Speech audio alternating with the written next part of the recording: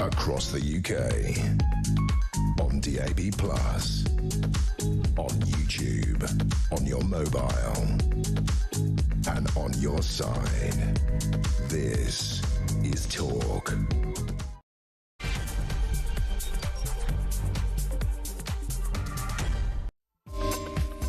Hello, I'm just as surprised as you are. Just before you say that, I said I'd be back at 11 o'clock. I did think that I was going to be back at 11 o'clock, but here I am at 10 o'clock. So we've got an extra hour, which is brilliant.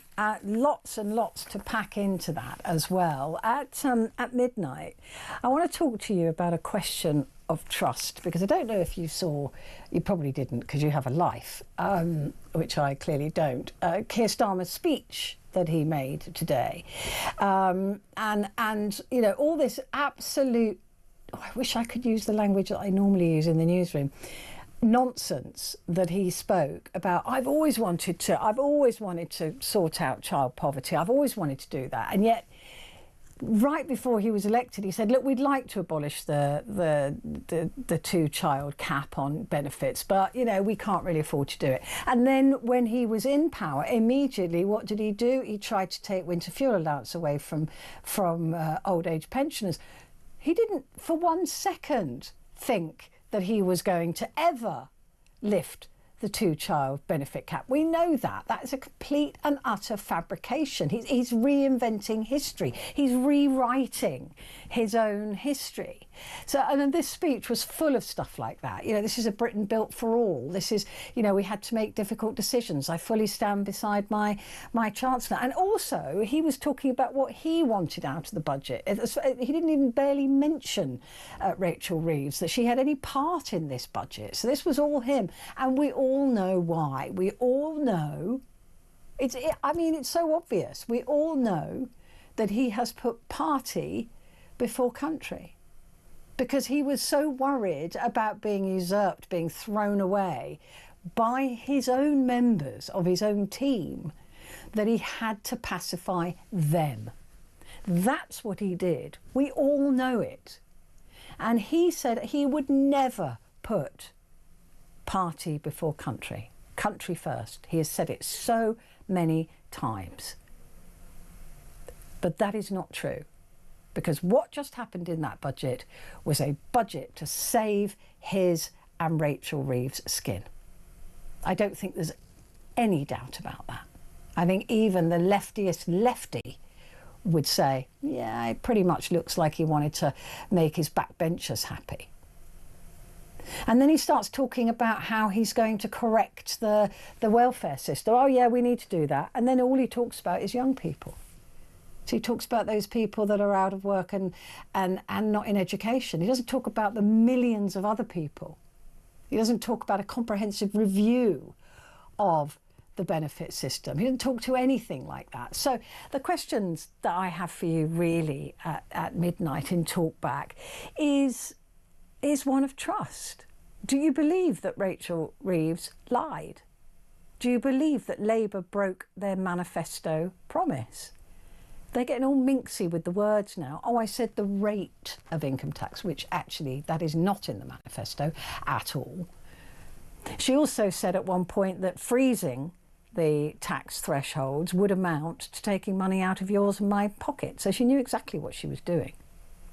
So it's trust. Do you trust this government? I know I've asked you that question before, but now more than ever, we are seeing, if not barefaced lies, then the reinvention of very recent history. So that's what I want to talk to you about. I mean, I don't trust any of them. This isn't a slight against Labour. They just happen to be the party in power at the moment. They just happen to be the party that just delivered yet another devastating budget on the people of this country. 70-odd billion in the last just over a year of extra taxation. That's why we're talking about them. I'm not anti-left, I'm not pro-left, I'm not pro any of them. I mean, if you've listened to me for any length of time, and I've been doing this for hundreds of years, you'll know that I am completely devastated by all of them. I think they're all a waste of rations, frankly. Anyway, that's what we're going to be talking about at midnight. So your chance to talk back. Tell me what you think about all of this, about the potential lies, the mistruths, the half-truths. Do you trust them? Do you trust them going forward? And do you think that Keir Starmer will survive? I don't. 0344 499 1000 and you can text the word talk and then your message to 87222. So that's what's coming up at midnight. Before that, we have the papers, of course, and we have the fabulous Cody Darla in the studio, comedy writer and podcaster. He'll be here to go through the front pages. Jim Dale will be here as we learn that there's a threat to life, rain.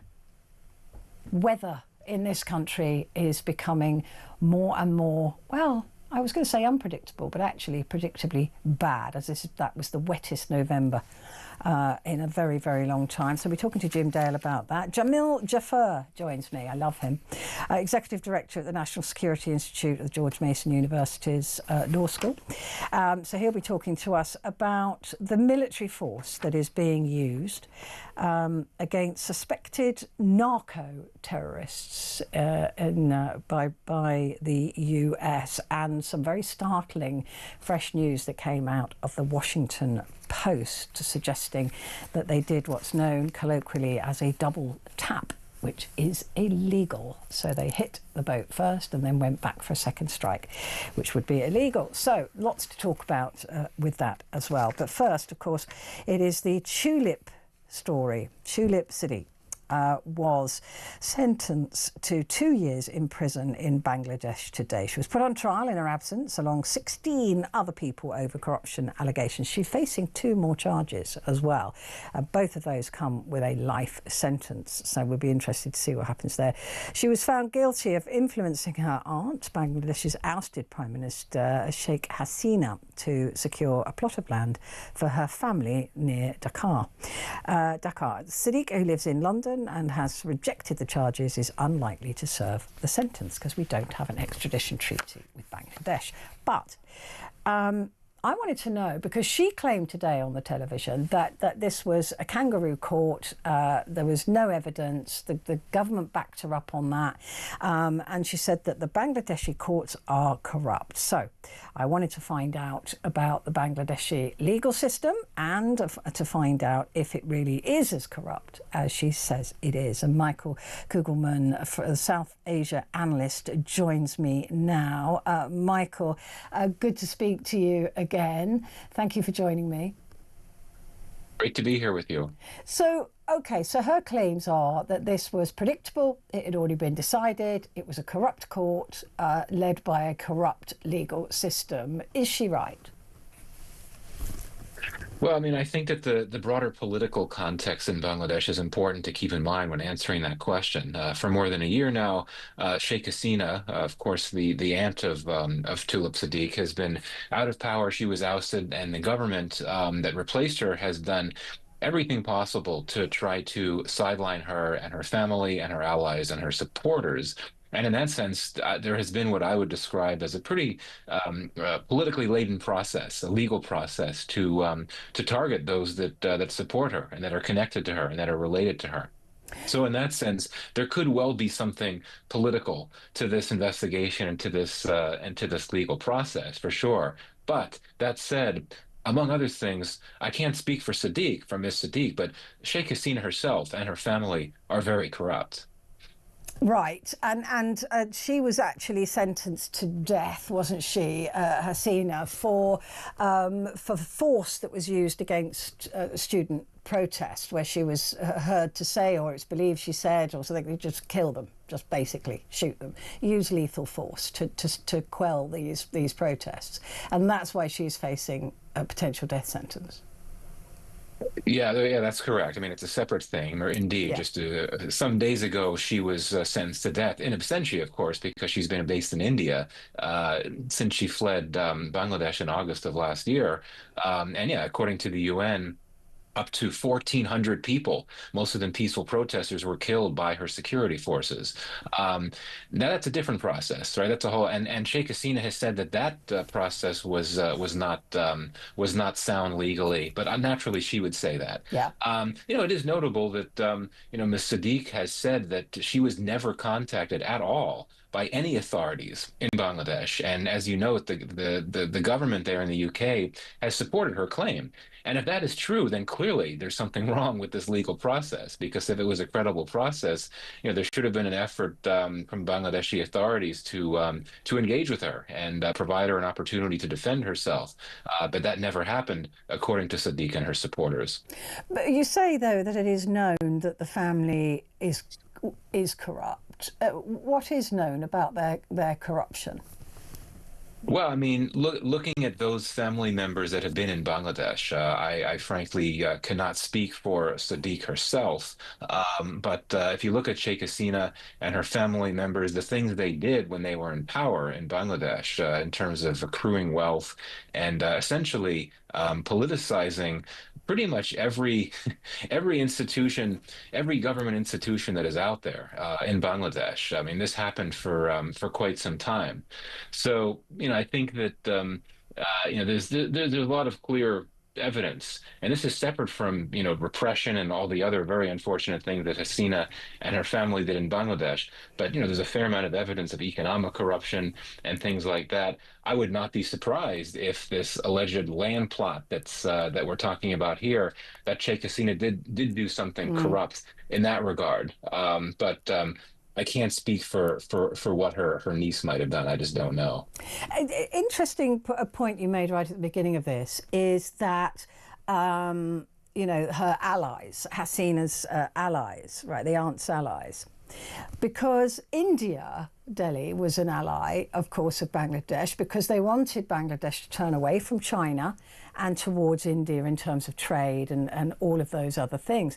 But has Delhi got itself into a bit of an awkward situation now? Because what they thought might have been just a stop-off point for Hasina, maybe just to, whatever was going to happen was going to happen. And now this could become a long-term problem for Delhi, because they could extradite her, but they don't want to. But how far do you think they're going to be prepared to go in losing that allyship, in losing that partnership with Bangladesh for the sake of this woman? I mean, it's a tricky situation they've got themselves into, right? Yeah, definitely. India really is in a pickle right now. Yeah. It's regarded Sheikh Hasina as a very close friend for many years, and not just the government in India, not just the ruling party, but also the opposition. I mean, the Gandhi family that controls the opposition Congress Party had very close relations with Sheikh Hasina's father, who of course was the independence leader of Bangladesh. So no one in India within the political class wants to extradite her to Bangladesh, even though there is an extradition treaty between Bangladesh and India. Of course, there's not between Bangladesh and the UK. But by not turning Hasina over to Bangladesh, India puts itself at some risk in that India, there's a lot of tensions between India and Bangladesh now. India, I think, does want to try to patch up ties with Bangladesh after Bangladesh has its election in February. But it's going to be very difficult to do that because no matter who's leading the government in Bangladesh after the election, they're going to want Hasina back. And so long as India refuses, it's going to be difficult to patch up those ties. So it's definitely is a headache. It's a headache for New Delhi. Yeah, I mean, it's a real risk for them, isn't it? Because, like you said, after the elections, whoever's in is going to want that extradition to be put in place. I'm just wondering how far Delhi is prepared to go and how much it is prepared to give up to protect this woman. Right. I mean, I think that in New Delhi would like a third option. It's not going to turn her over. It doesn't want to keep her in India. I think what it would like to do is to find a third country to take her in, but that's tough to do, right? You're not going to find a country in the West, certainly not the UK or many others that would want to take on someone who's been sentenced to death for crimes against humanity, right? But then she'd also have to go somewhere to a country where her security would be assured, where it would be difficult for people to access her. So that suggests some authoritarian state. Could that be somewhere in the Gulf? Could it be Saudi Arabia? Belarus has actually been mentioned as an option. So, but I think that it could be hard for India to get any takers. So for now, they're stuck with her. It's a very complicated issue for sure. No good deed goes unpunished. That's Well said. that's the rule that we all ought to live our lives by. Michael, thank you so much. It's a real pleasure to see you again. Michael Kugelman there, South Asia analyst. Well, Rachel Cook joins me now, criminal defence solicitor specialising in complex individual cases. And as simple as this may seem when you first look at it, maybe it is more complex than we think. Rachel, thank you very much indeed for joining me. What does this do to Tulip Siddiq? I mean, she's certainly, there is no extradition treaty here. There is no reason for us to send her to Bangladesh, and presumably she's not planning on ever going there again because they will just arrest her on site. Exactly. So what does this actually mean for her? Okay, well, so I think from a legal perspective, the convictions is going to raise a few issues for her. So, of course, as Michael already mentioned, as you mentioned, we've got the fairness and the transparency of the process in Bangladesh, and that's fundamentally important. Then secondly, just generally, what's this going to mean for her, the fact of a conviction that's a foreign conviction? And then thirdly, what, if anything, is this going to have an impact on her, given the fact that she's a sitting MP here in the UK? So going through some of those points, the procedural fairness is critically important. You've mentioned, and quite rightly, that there is no extradition treaty between Bangladesh and the UK, but that doesn't mean that there still couldn't be an extradition request directly to the UK, and the UK would consider that request. I think that if there is a request to the UK, then it's going to go through a court process. And as part of that process, the UK court is going to consider this conviction. How did it come about? Was it a fair trial? And her solicitors in the UK would absolutely raise these points. They've been raised widely already in the media, and they've been backed by some very serious lawyers, which I'll come on to in a moment. But in the UK, you've got Article 6 of the Human Rights Act, right to a fair trial. So the ways in which that would be discussed in court if there was an extradition request is look at the lack of access to evidence. Look at the fact that it was in absentia, what safeguards were put in place when she couldn't attend court. The media campaign that happened in Bangladesh against her legal counsel. Her legal counsel said that he's been personally threatened, his family's been threatened. There's lots of different issues here which are going to be some of the hallmarks of whether or not there's a fair trial.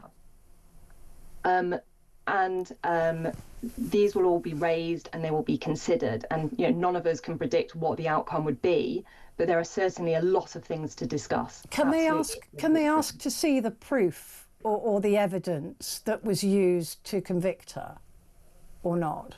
Well, certainly I would be saying, if I was her solicitor in an extradition request, she has not had access to it. And there is no justification to say that she has had a fair trial, because look at all these issues why she hasn't. So you absolutely, as the UK court, must consider that.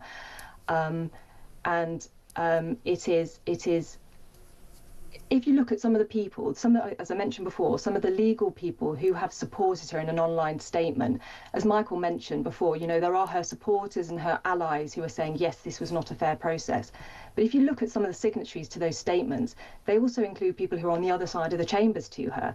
There's Robert Buckland Casey, he's the former Justice Secretary. There is Dominic Greaves Casey, the former Attorney General.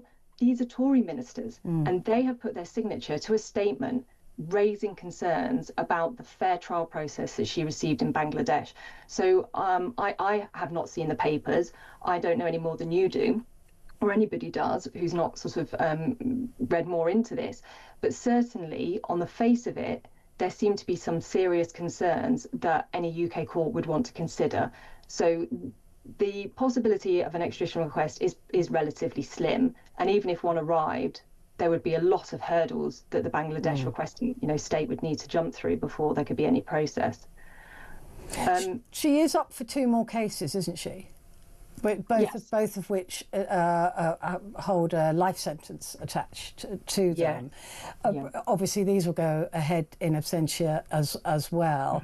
And the predictable outcome, if it is corrupt, is that she'll be found guilty of those. So you mentioned you were going to tell me about how that will impact her. Does that stop her being able to travel anywhere? Does that, apart from Bangladesh, of course. Yeah. But she then is a convicted criminal somewhere in the world. Exactly. So so one of the points could be Interpol, for example. So if there is a conviction somewhere in the world and the country is trying to find that person, then what they might do is put a red notice, send a request to Interpol and say, please can you help us identify where this person is, and if they cross into your border, stop them, arrest them, and give us an opportunity to send an extradition request.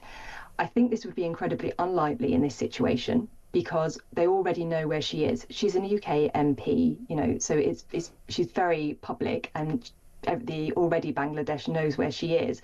So arguably, what would be the point of an Interpol red notice? In order to send an extradition request, they could just send an extradition request. But if they did send an Interpol request and a red notice was issued, that would hamper her travel for fear of going to a country that would potentially arrest her and would send her back. But if that situation arose, or even preemptively, her lawyers could write to Interpol and set out why it is an unfair process, why it wasn't a fair trial, and preemptively try to resist any red notice. So I think, again, the likelihood of that is relatively low. I mean, it isn't good for her, though, is it? Because, like you said, I mean, just going anywhere will be risky for her if that Interpol red notice is put out.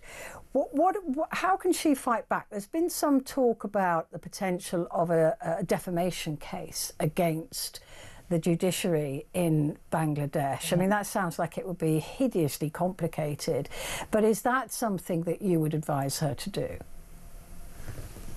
Well, I'm not a defamation lawyer, but I mean, what would be the outcome? Would they rescind their sentence, their conviction? I'm not sure. And the fact is, with the foreign sentence, the impact on her in the UK is going to be, as long as she's in the UK, relatively limited, because the UK government will not enforce a foreign conviction. So it's not a case that, she's going to have to serve any sentence in the UK. And indeed, even if that was a situation that she might be at risk of, she's got all of these fair trial issues that potentially could be raised anyway. So if she was travelling, I would be cautious, if I was her, of travelling to a country which is politically aligned with Bangladesh. But day to day, it shouldn't necessarily have an immediate sort of impact on her. I mean, well, apart from, of course, if you're a UK MP and you're convicted wherever, there's going to be international scrutiny. She's already had a review by the Ministerial Standards Watchdog, and that will probably be a concern if there are future questions to be asked. Yeah. Just another point to say, sorry, Petrie, to interrupt you, but when Michael was talking about her aunt, all of that, to some extent, is actually very irrelevant, because if there is a trial of something, it has to be on those facts. It can't be, well, generally kind of a test in the air, you are corrupt, and therefore you don't deserve a fair trial on these small set of allegations. All trials have to be fair, otherwise the whole system collapses. And certainly that's the position in the UK. We have the, Article 6 right to a fair trial. So that background noise about her family shouldn't distract us from the fact that there has been a trial, and on the face of it, it seems to have been improperly conducted. Yeah. I don't know if that's true, but there's certainly, that seems to be sort of the sense from those who have more information about it than I do. Yeah, it's a really fascinating legal case. Rachel, thank you very much indeed. It's been a real pleasure talking to you. Thank you. Rachel Cook there, criminal defence solicitor specialising in complex individual cases. And that is what we're talking about at midnight as well. Do we trust our politicians? More on that in a second.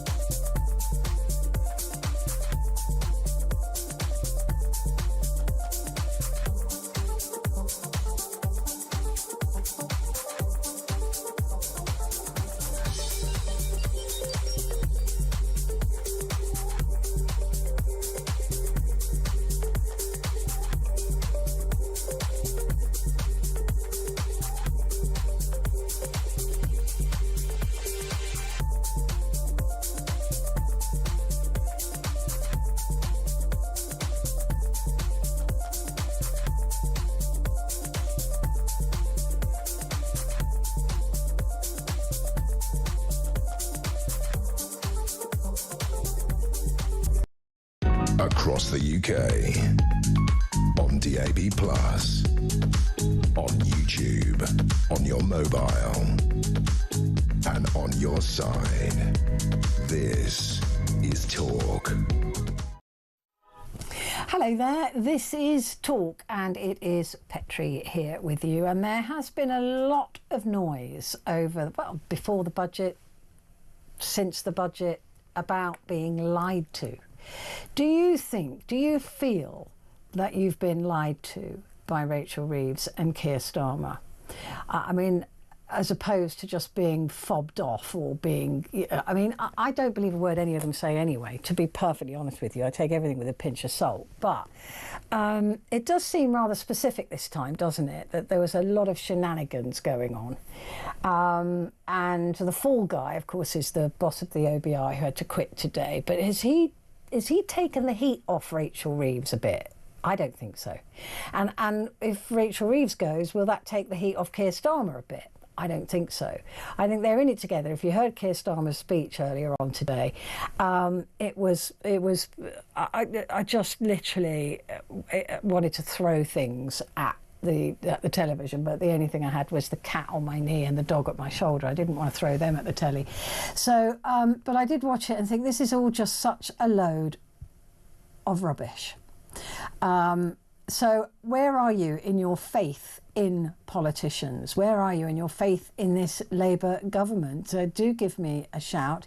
0344 499 1000. Calls are charged at national rate, but we do call you back. And you can text the word talk and then your message to 87222.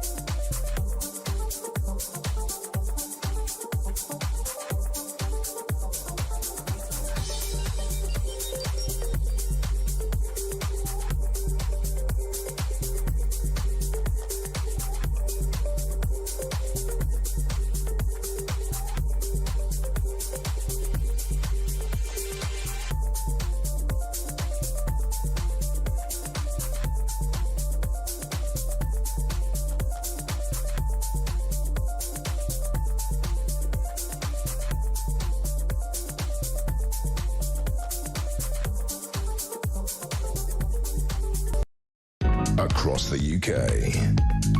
On DAB+. On YouTube. On your mobile. And on your side.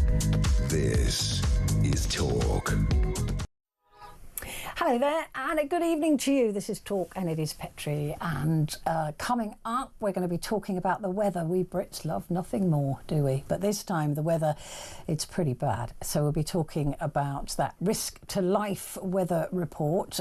Plus, Cody Darler will be here to go through the papers at the top of the hour. But now, Donald Trump is being pressed for answers by US lawmakers about the military strikes on suspected, unproven Venezuelan drug boats. A report has alleged that a follow-up strike was ordered to kill those who survived the initial attack. It's known as a double tap, and it is illegal. It is not just American illegal, it's internationally illegal. It's a war crime. And it could actually mean that the person who pressed the button could be done for murder. They would not be protected if it is a war crime or it was against all other laws, but from saying, I was just following orders. A Republican-led committee overseeing the Pentagon vowed to conduct vigorous oversight into strikes. A US strike on a boat in September 2nd left 2 survivors, and the second attack that I was just talking about, so 2 people were seen to be clinging to wreckage. Apparently, allegedly, the second attack was carried out to comply with the Defense Secretary Pete Hegseth's orders to kill everybody. We're here to discuss this is, I'm delighted to say, Jamil Jaffer, who is Executive Director at the National Security Institute of the George Mason Universities, Antonin Scalia Law School in Washington, D.C. Jamil, lovely to see you again. Good to be here. Really good to see you. Okay, so apparently right now the president is having meetings about Venezuela and what is going on there. But there are a lot of questions being asked now after that Washington Post article came out saying that they had somebody inside, somebody who whistle blew and said, this is what actually happened. Where do you stand on that? Well, look, we don't know all the facts yet, so we need to find out exactly what happened. There seems to be a dispute. The president said today that if he wanted the first strike, but he would not have wanted a second strike, and that what he heard from Pete, the Secretary of War, Pete Hegseth, was that there either wasn't a second strike or that there was a misunderstanding. So they're clarifying that. We'll need to hear the facts, but let's assume the facts are as we understand them to be, which is Secretary Hegseth directed that the attack be undertaken. Unclear whether he said kill everybody or what the orders were. It then goes to the commander of JSOC, the Joint Special Operations Command, or it might have been U.S. Special Operations Command, who directs the Admiral Bradley, who directs the operation. And so the question is now, who gave the order to take the second strike? Was it because the order that Hegseth gave? Was the order that Bradley gave? Was it somebody else in the field? And if so, where are those people still in the fight? Those 2 people who were allegedly in the water. And it's hard to imagine somebody in a water, on a boat who's been shot up, being able to fight back. And if they can't fight back, then you're generally supposed to leave them alone under the generally accepted understanding of the laws of war. And now the challenge, Petrie, is that that's part of it's codified in a part of the Geneva Convention's Additional Protocol 1 that the U.S. doesn't subscribe to in full. We never signed it. We never agreed to it. That being said, a lot of the provisions of Additional Protocol 1 are viewed as part of the law of war as understood by the U.S., and they're part of the U.S. law of war manual. And in fact, this question of if you're shipwrecked, you're wounded, you're out of the fight, essentially, you can't be killed. That is part of the U.S. law of war manual. So it may be that this was an unlawful order. It may be somebody misunderstood the order. It was not operationalized correctly. But like you said, Jamil, that this was all of these changes to the law of war, if you like, were brought about after the Japanese slaughtered American servicemen in the water, shot them dead after they were scuppered, so that they had nowhere else to go. They were not a threat, and it's also to stop enemy combatants who are injured from just being shot for no reason. If they are not a threat, they are not to be killed. Otherwise, that is murder. It is not part of war. But it is already, if we go back a step, is this even a war? I mean, this is again. There's been no congressional oversight. There's been no congressional acceptance of saying that these narco drug people are akin to terrorists. They're not ISIS. They're not a combined ideological force who are mounting attacks on America in the conventional way. The fact that this is even being described as that is already being questioned by everybody around the globe, including the UK. Well, yeah, I mean, look, there's a few things going on here, right? Number one, as a general matter, presidents since George Washington have asserted the right to act as commander-in-chief of the armed forces and to use the executive power to conduct military actions without authorization from Congress to address imminent threats against the United States. Now, the president of the United States has said, look, I think these narco-terrorists are an imminent threat to the United States. I didn't previously, we previously have treated them as law enforcement issues, which we've done with other kinds of terrorists. I'm changing that up. I'm going to treat this as a national security threat. 10,000 plus Americans have been killed by fentanyl, by other drugs. This is my position. Now, Congress has a chance to weigh in on this, right? They have the War Powers Resolution, which requires the president to withdraw forces if he doesn't get authority within 60 days. Congress has never enforced that law, but they could. They could also withdraw the funding. They haven't done that. So the question becomes, when the president asserts his or her authority as commander-in-chief, if Congress isn't going to do anything about it, well, then what happens? As a general matter, when this has happened over and over again, it's happened with nearly every president that the U.S. has seen since George Washington, the president is able to take that action. We've gone into Panama, we've gone into Grenada, we've gone into numerous wars without congressional authorization. We certainly haven't had a declaration of war since 1945. So the question becomes, if Congress isn't going to do anything about it, who's going to stop the president? But, you know, the president will talk about the fact that, you know, fentanyl, blah, blah, blah. Venezuela isn't a huge exporter of fentanyl. It is of cocaine. Mexico is the biggest exporter of fentanyl. A lot of this isn't adding up, Jamil. If you say you're going to go after narco-terrorists and then you pardon one, just last week, and his explanation for that pardon was, well, you know, they told me he was good, and you can't really blame the president of a country for being a narco-terrorist. It's exactly what he's doing to Maduro. So none of this is adding up. That if you're going to go after fentanyl exporters, you do that with Mexico. You don't do that with Venezuela.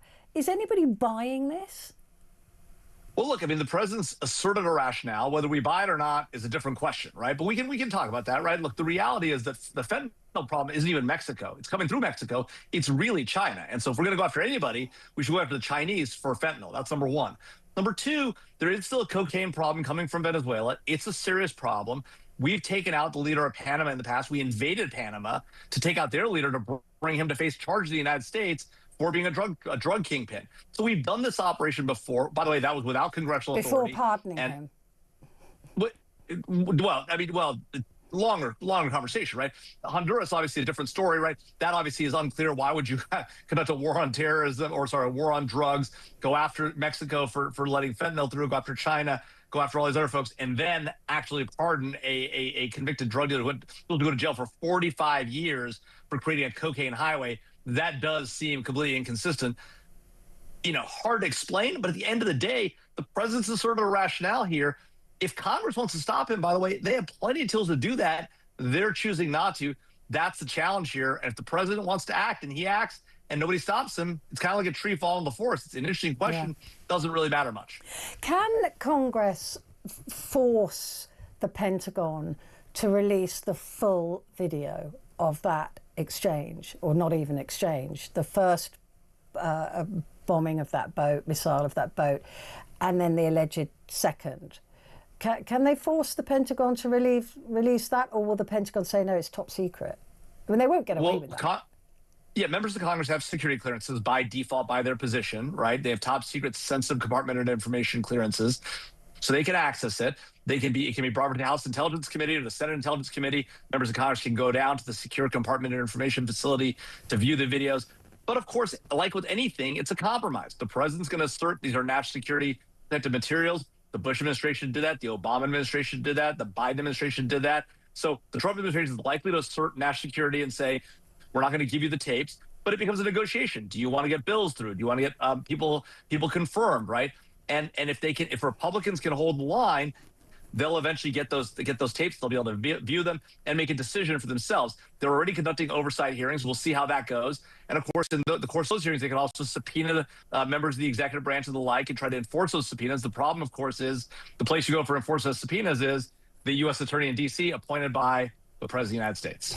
The thing is that, I mean, this administration, this Defense Secretary, War Secretary, or whatever he's calling himself now, cannot say we're not going to show you the tape. They've already released the first bit of the tape, right? The bit that they wanted people to see, the hoorah, look at us, we're strong.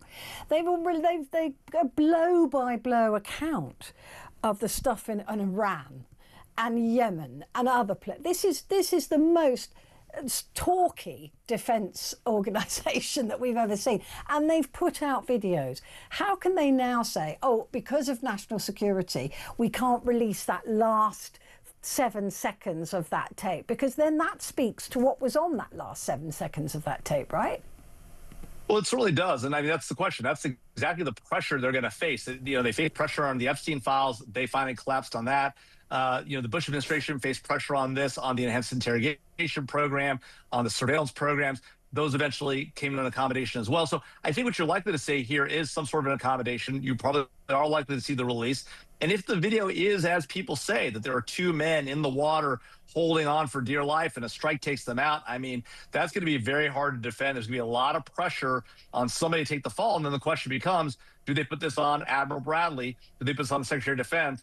You know, clearly the president's not going to take responsibility for this. He's going to shift it to somebody. The question is just who's going to take the fall. Well, there has been some talk, by the way. He's already set up his plausible deniability case, hasn't he? That's right. That's right. He has. And so and there's been a lot of talk in the last few weeks about Dan Driscoll, the Secretary of the Army, being out front on some of the Ukraine issues. So the question is, maybe is Dan Driscoll in line to be Secretary of Defense? People have been suggesting that around the water cooler. We'll see what happens. But, you know, with the current administration, they have not been afraid to throw career military officers under the bus when they think that they're not doing the right thing. You've seen good military officers fired at the NSA for no apparent reason except that Laurel Loomer shows up. So we may see that here. If Admiral Bradley goes first, that may be the first thing. But it will be hard if, in fact, the video is, as people say, for Secretary Hedgepeth to survive this, given the other challenge he's facing within the administration. I mean, when you say go, do you mean prosecuted? Imprisoned for murder? Hard to know. Certainly, you know, maybe not in office, right? And then from there, prosecuted. If it was a violation of the laws of war, a violation of the Uniform Code of Military Justice, a violation of the Law of War Manual, certainly a prosecution could be brought. But again, it's at the discretion of the executive branch, the military justice system, and ultimately the commander-in-chief on one hand or the chief law enforcement officer on the other, the president of the United States. He can make that call. He can also pardon people, as we've seen, both at the beginning of his presidency with all the January 6ers and now with the former president of Honduras. I mean, really, what's the point? You might as well just let him get on with it at the end of the day, if you can stop it all. Jamil, thank you. Always lovely to talk to you. Thank you very much indeed. Jamil Jaffer, the Executive Director at the National Security Institute at the George Mason University's Antonin Scalia Law School in Washington, D.C. Quick break. Back to talk about the weather next.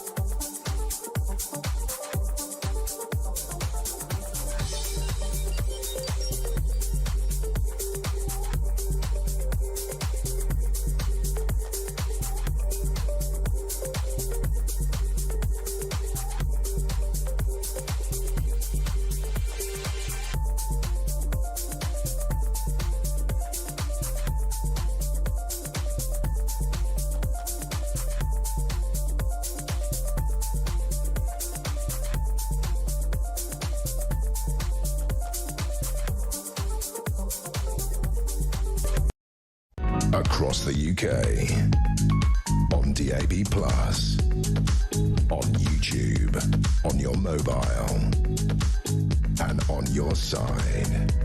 This is Talk. This is Talk, and it is Petrie. Just a reminder that Cody Darlow will be here to go through the papers at the top of the hour. But for now, let's have a chat about the weather. It's what we always talk about, isn't it? Oh, it's too cold or it's too wet. Well, if you've been saying it's too wet, it definitely has been in the month of November. And the Met Office issued multiple weather warnings earlier today as the UK was set for a very wet start of the week. Heavy rain and flooding alerts are in place for Wales, with forecasters expecting a month's worth of rain. And just looking at the map here.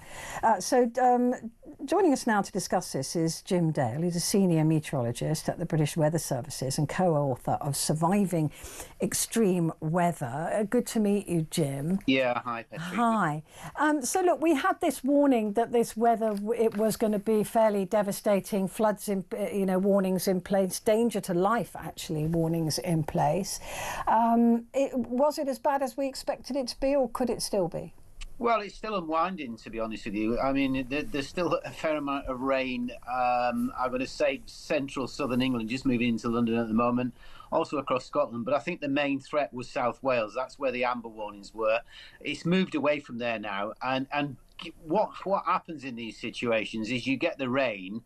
It lands on the hills and the mountains above, say, South Wales, and then it ends up in the valleys 24 hours later. So we've got to be a bit careful to say it's all over. It perhaps doesn't look as bad as we got a couple of weeks ago. If you remember in Monmouthshire, the floods there that occurred and washed away certain town centres and villages, etc. It doesn't look quite as bad. But I'm going to say to you, okay, this not quite the start of it, but it's certainly the start of meteorological winter. Today is the 1st of December, and we've got a lot more rain to come, particularly as we move towards the weekend and through the weekend to come. So plenty of the wet stuff, not so much of the cold stuff, I hasten to say. Probably not going to see a lot of that cold stuff stroke snow all the way to, I'm going to say, the 20th of December. Right. That far ahead, yeah. I think for the most part, mild and taking its characteristics off November, which the stats are in, and yeah, guess what? It was very wet, and it was, generally speaking, mild, just slightly above average. So no records broken as far as temperature is concerned, but certainly very wet. Interesting, isn't it, though, that when we look at the weather, a lot of people go, oh, it's always wet in November. Oh, it's always wet. It's always wet in the winter in this country.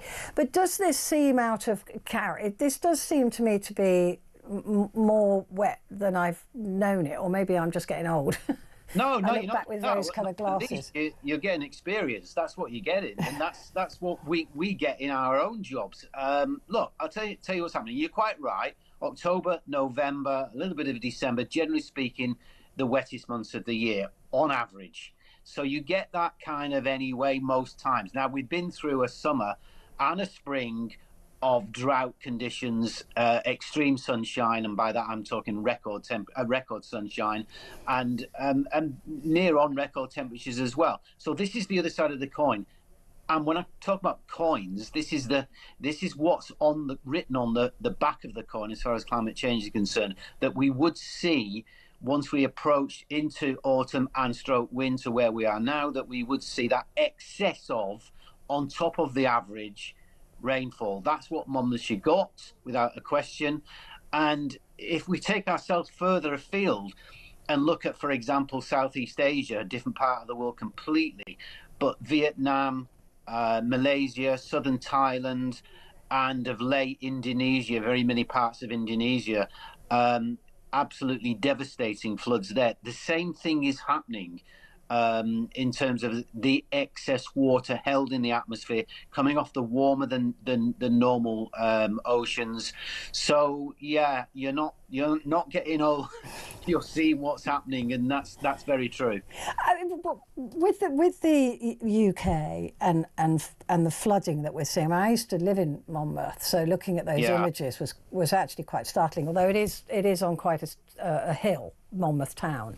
But it is interesting to see the number of floods that we're getting now. Is that just down to the weather, or is that down to infrastructure? We hear, you know, about rivers not being controlled properly, canals not being dredged, rivers not being dredged. We hear that the management of floodplains is not being handled properly. In fact, we're building on floodplains. Does that exacerbate things as well, or is that more of a side issue to the actual weather? I don't think it's a side issue. I think it's part of the equation that we, if you like, you know, you put a jigsaw puzzle together, it's a piece of that. And you're right to mention that. Even the fact that you do get grids in the road that are, you know, got leaves in them, etc., so don't allow the waters to go down. So that is part of the equation. But the thing is that if you've got that, and then you get a wet month, and then you get the excess caused by what I've talked about in terms of climate change, which is exactly what the science says, then you put the three together and hey presto, you get more floods. And it's not that we haven't had floods in the past. Of course we've had floods in the past. But we're seeing not just in this country, but more so in tropical areas and in places in America and places like this. We're seeing it. We're seeing that intensity of rainfall comes down very quickly normally, but sometimes it's the amalgamation over a period that does it. So water tables get topped up, as we're seeing, for example, in Monmouthshire and parts of South Wales, hence the reason for the amber warning. I don't think the amber warning was placed there just because of what we expected within that 24 hours. It was placed there because the water tables are high, the river levels are high, and therefore any excessive rainfall was going to top. And as I say, give it 24 hours, we'll see what happens, but I'm not sure it'll be quite as bad as it was previously speaking. Do we need to build more reservoirs for periods of weather like this? Because we're always running short of water in the summer and we've got too much of it in the winter. It seems that there could be some kind of but together of that. The problem there is if you build the reservoirs and it doesn't rain in the spring and the summer, and I actually visited a reservoir on one of my legal site investigations to do with a flood, and this is only a couple of weeks ago, and it was in Derbyshire, and it was at critical levels low. Now, you go across to the west of the country and it's not that bad. They're starting to fill up in the southwest. I know they're around about 60 to 70% full now. So I go back to what we were just talking about there. It's kind of an amalgamation. Do we build more reservoirs for the drought or do we build more reservoirs for the flood? I think we've just got to get our act together. I'll tell you what really counts here and going forward, and that is education in terms of how to approach these things, because I think we're very poor at that. We're not the poorest in the world, let me make that absolutely clear, and we're doing things to alleviate climate change per se or extreme weather per se. We're doing that, but not necessarily fast enough, not necessarily with enough money pumped in there that will mitigate what's around the corner. What for example, farmers see. Farmers are a good example of the testament to what climate change is doing, because they go through a drought summer and spring and then they end up in a flooded autumn and winter. What does that do for crops? Anybody will testify to that's written on the can of climate change. That's what we can expect going forward. Not all at once, not everywhere, but at the same time, it's there and it's not to be denied. And when we talk about denial of climate change, by the way, that's misinformation and lies. So I know that's in the newspapers and the press and media at this moment in time, the lying speech. That is what is going on in terms of what's coming out of, for example, Reform UK as far as the denial of climate change. And I say that openly because I'm not, I'm quite outspoken on this, but at the end of the day, I am telling the truth, the scientific truth, rather than trying to deny what the science is saying. And I think we need to approach that and get educate people in terms of how to be healthy, how to survive, how to be safe and how to survive, because that's what we're seeing in other parts of the world, and occasionally it does come to ourselves, hence the reason for amber warnings, etc., and red warnings, that there is a peril to life when these things come up. Jim, thank you. Good to speak to you. Thank you very much indeed. I think we can all see the climate is changing. I know that a lot of you don't think you've got anything to do with it, but you can see the weather is changing. Right, coming up, Cody Darling will be here with the papers.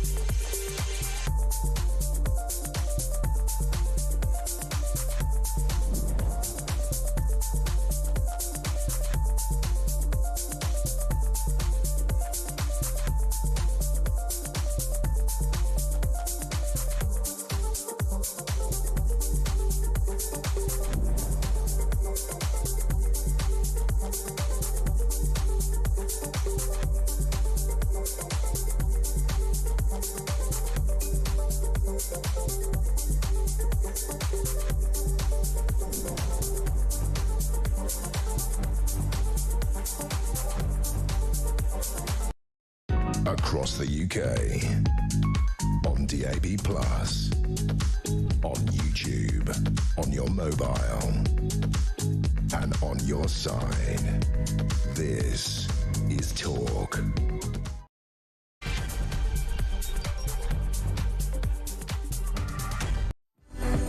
Hello there, and a very good evening to you. This is Talk, and this is Petrie, and coming up at midnight, it is your chance to talk back. And what I want to talk to you about, and I want you to talk to me about, is have we been lied to? So this is your chance to talk back. So we did all that budget stuff last Wednesday, but of course since then there's been the whole thing about the OBR coming out and saying, well, you know, she was told that, you know, there was a bit more money in the pot than she told us. So the question is, were we lied to? Are we lied to? I mean, I think we're lied to on a daily basis by all of them, frankly. But do you feel specifically that this Labour government cannot be trusted? That they are actually just barefaced fibbing? I mean, like the speech today that Keir Starmer gave, which I watched so you didn't have to, he was talking about, oh, I've always wanted to sort out child poverty. Oh, no, hang on a minute. That was my number one priority was to take away that benefits cap. And yet, when he got into power, his number one priority was to take money away from pensioners. He didn't even mention the two-child benefit cap until, oh, suddenly it's convenient because his backbenchers wanted that lifted. He also said that he couldn't afford to lift the two-child benefit cap, and then lo and behold, as soon as the backbenchers start kicking off, they manage to do it. So for me, that's not honest. That is all fibbing, right? The other thing is he was taking all the credit, I don't know why, but for the budget, and he was going, this is what I wanted, this is what, and poor Rach didn't even get a nod until he said, oh, I stand by my Chancellor, which is a kiss of death, isn't it, usually? But has he lied? Has she lied? Do you feel that they are fundamentally dishonest in what they've been saying, and in how they're treating the country. That's what I want to talk about, really. There's a difference between going, oh, they're all a bunch of scumbags, to, no, actually, I think they've got caught out this time. And that they didn't need to do what they did. And the fact that they did do it and said that they weren't going to do it is not on. I mean, no government has ever stood by a manifesto pledge anyway, which is why I have no stock in any of them. But I'd love to hear from you on this specifically. Do you think that Keir Starmer and Rachel Reeves has lied? And does that add to the total distrust that we have of our political classes? And I'm angry with them about it, not because I don't expect it from them, but to be honest with you, because the more they lie, the more they destroy democracy. And democracy may not be perfect, it certainly isn't, but it's kind of better than a dictatorship or any other form of government. So that's why I'm angry with them, because every time they do this, every time they erode a little bit of trust in us, it's one step closer to completely destroying your interest in voting. And that is unforgivable. Give me a call, 0344 499 1000, and you can text the word talk and your message to 87222. With me in the studio is Cody Darla. Hello. Comedy writer and podcaster and TikToker and Instagrammer and everywhere. I do everything. I just suddenly found you on Instagram as well. What do you think? Yeah, can I just say that it was very powerful watching you speak directly down the barrel of the camera in your presence. That was very. Well, I've really felt that. That was brilliant. Thank you. I mean, it seems like we were fibbed to, doesn't it? I think it's sort of. I mean, I personally think it speaks more to a kind of general paralysis of this government to basically do anything right. I think they're so. In a way, they're so desperate to get over this kind of image of incompetence that they're now inadvertently being incompetent. Like, I genuinely wouldn't surprise me if like, we know the Chancellor had this information now and they were like, oh, well, we'd planned this talk now, and if we cancel that, we'll look incompetent, so we better do it and pretend that this has never happened and no one will find out. And then the OBR leak happens and then all eyes are on the OBR, and then they're like, oh, well, he knows he's going to have to resign anyway, so he throws the grenade of, well, actually, she knew this all along. I mean, it was interesting what you said about no government keeps their manifesto pledge, and I totally agree. It seems to be, this government seems to be, and this isn't me siding with them necessarily, but really being put through the ringer in every single thing it does. It's nothing new that a government completely discards its manifesto pledges. Normally they get away with it because we just forget about what was in their manifesto. Although with this particular government, they do keep repeating the promises. I promise you I'm not going to come back for more. This is a once-in-a-lifetime budget when 40 billion was taken last year.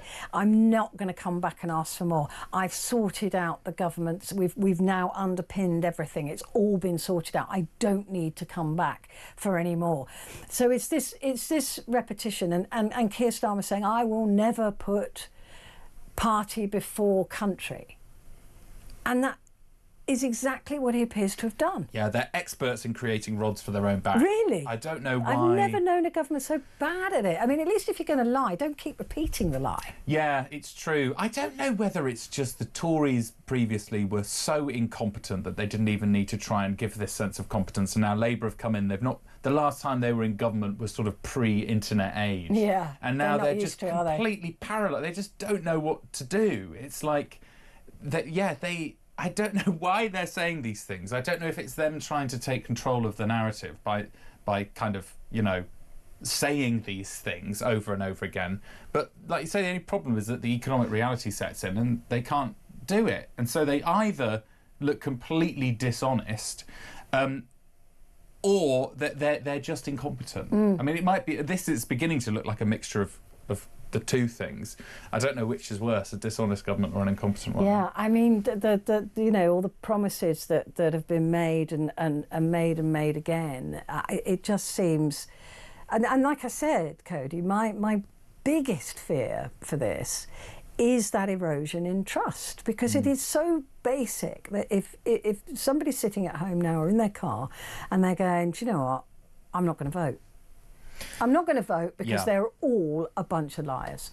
Yes, I mean, I would say the kind of this lie is a bit of an abstract lie. It's slightly. I mean, we only know they're lying to us because we were told that they might have been lying. Because they got found out. Because they got found out, but in a way that it's a lie that's had to be explained and is quite a complicated one in the sense that all of the commentary around it has been like, well, okay, so we've had this downgrade in productivity, and then she got given this information about tax. It's not. Again, this isn't me leaping to their defence, but it's not like it's not like a proper lie in a way. It's an incompetent lie. They've lied as a result of their incompetence. But even that level of if we can put it down to incompetence, as you said, it's difficult to know which is worse. Incompetence erodes trust. Totally. In government. Yes. Totally. And we all saw that budget and the headroom that they've now got, 22 billion, and the rest of it going into benefits. That has created an us and them situation. And what annoys me the absolute most is, right, here's a question for Rachel Reeves. Rachel Reeves, did you lie about how much money was in the pot? Well, we are a government that is proud of lifting the two-child benefit, lifting 450,000 children out of. There's no even an embarrassed nod to answering the question. The same with Keir Starmer today.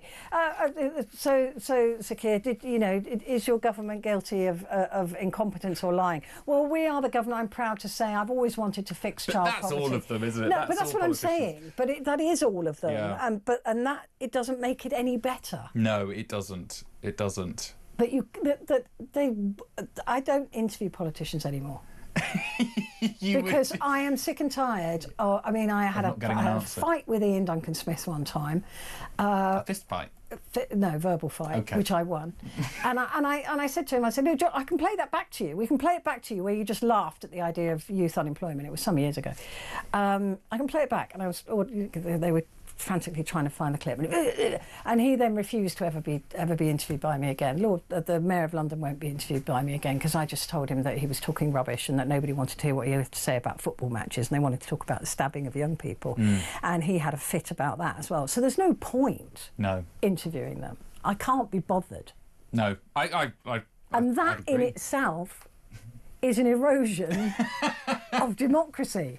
Yes, there are very few. There's some really good interviewers. The incompetence and the insufferability so much that they're now escaping, sort of accountability. Yeah, because we're all going, what's the point? What's the point of interviewing them? We could talk about the budget for the whole hour, but I just think this idea of headroom is nonsense as well. This is no way to run a country. No, we've been taxed so that they have this amount of money that they might spend if something happens. What is this? It is. Why are we all being taxed for you to keep it in the Treasury? Yeah. It's nonsense. Spend it. Exactly. Spend it on something or don't take it from us. Yeah. Do one or the other. Yeah. Again, it's a lack of vision. It's a lack of vision, and also it is. I mean, that has always been the point that I've always made on Rachel. Is she seems to just say, okay, mansion tax, that's a really good idea, we'll do that, and nobody's saying, well, do you know what impact that might have? I mean, it looks like a good idea. It looks like a really, really good idea, but have you thought that? And there's no thinking it through. It seems that she goes, oh no, we can do that. And then they come up with a plan for the people that might not be able to afford to pay it. Yeah. Although you've picked the one bit the budget that I don't care about. That you don't care about. Whatever. No, I get that. I get that. They've got a lot of space in those £2 million houses for all my small violins. Yeah, no, Sorry about that. I totally get that, but there are other parts of the budget where you think, well, how putting up the wages, which is everybody's brilliant idea, means that fewer people will be hired. So those are higher wages. It's true. It would be a brilliant idea if our economy was growing. Exactly yes, that. And that is where you let the market dictate the wage structure. But look what happens when you let the market dictate it. No one gets paid a thing. No, that is. I mean, again, I completely agree with that. But if there were more jobs and fewer people to do those jobs, then they would have to up their money. I come on here every time Petrie and I say we need to radically rehaul capitalism, and you always shoot me down. I've not got a problem with rehauling it. I just think it is, out of all of the systems that are available, it's totally out of control. There's no controlling this. Like I say, I feel sorry for them. If they weren't so rubbish. If they weren't so pants. If they weren't so pants, I might feel sorry for them. Yeah, I know. But they're just so really incompetent, they don't get any of my sympathy. And their incompetence as well, it could lead us to I think it will lead us to coalitions for the next 10, 15 years. Yeah. Might not be a bad thing. Well, coalitions never were. Nothing ever gets done. I guess so. We've only had one, haven't we? And it was pretty bad. Disastrous. Nothing ever happens. We're going to take a quick break before we come back to the papers. Back in a sec.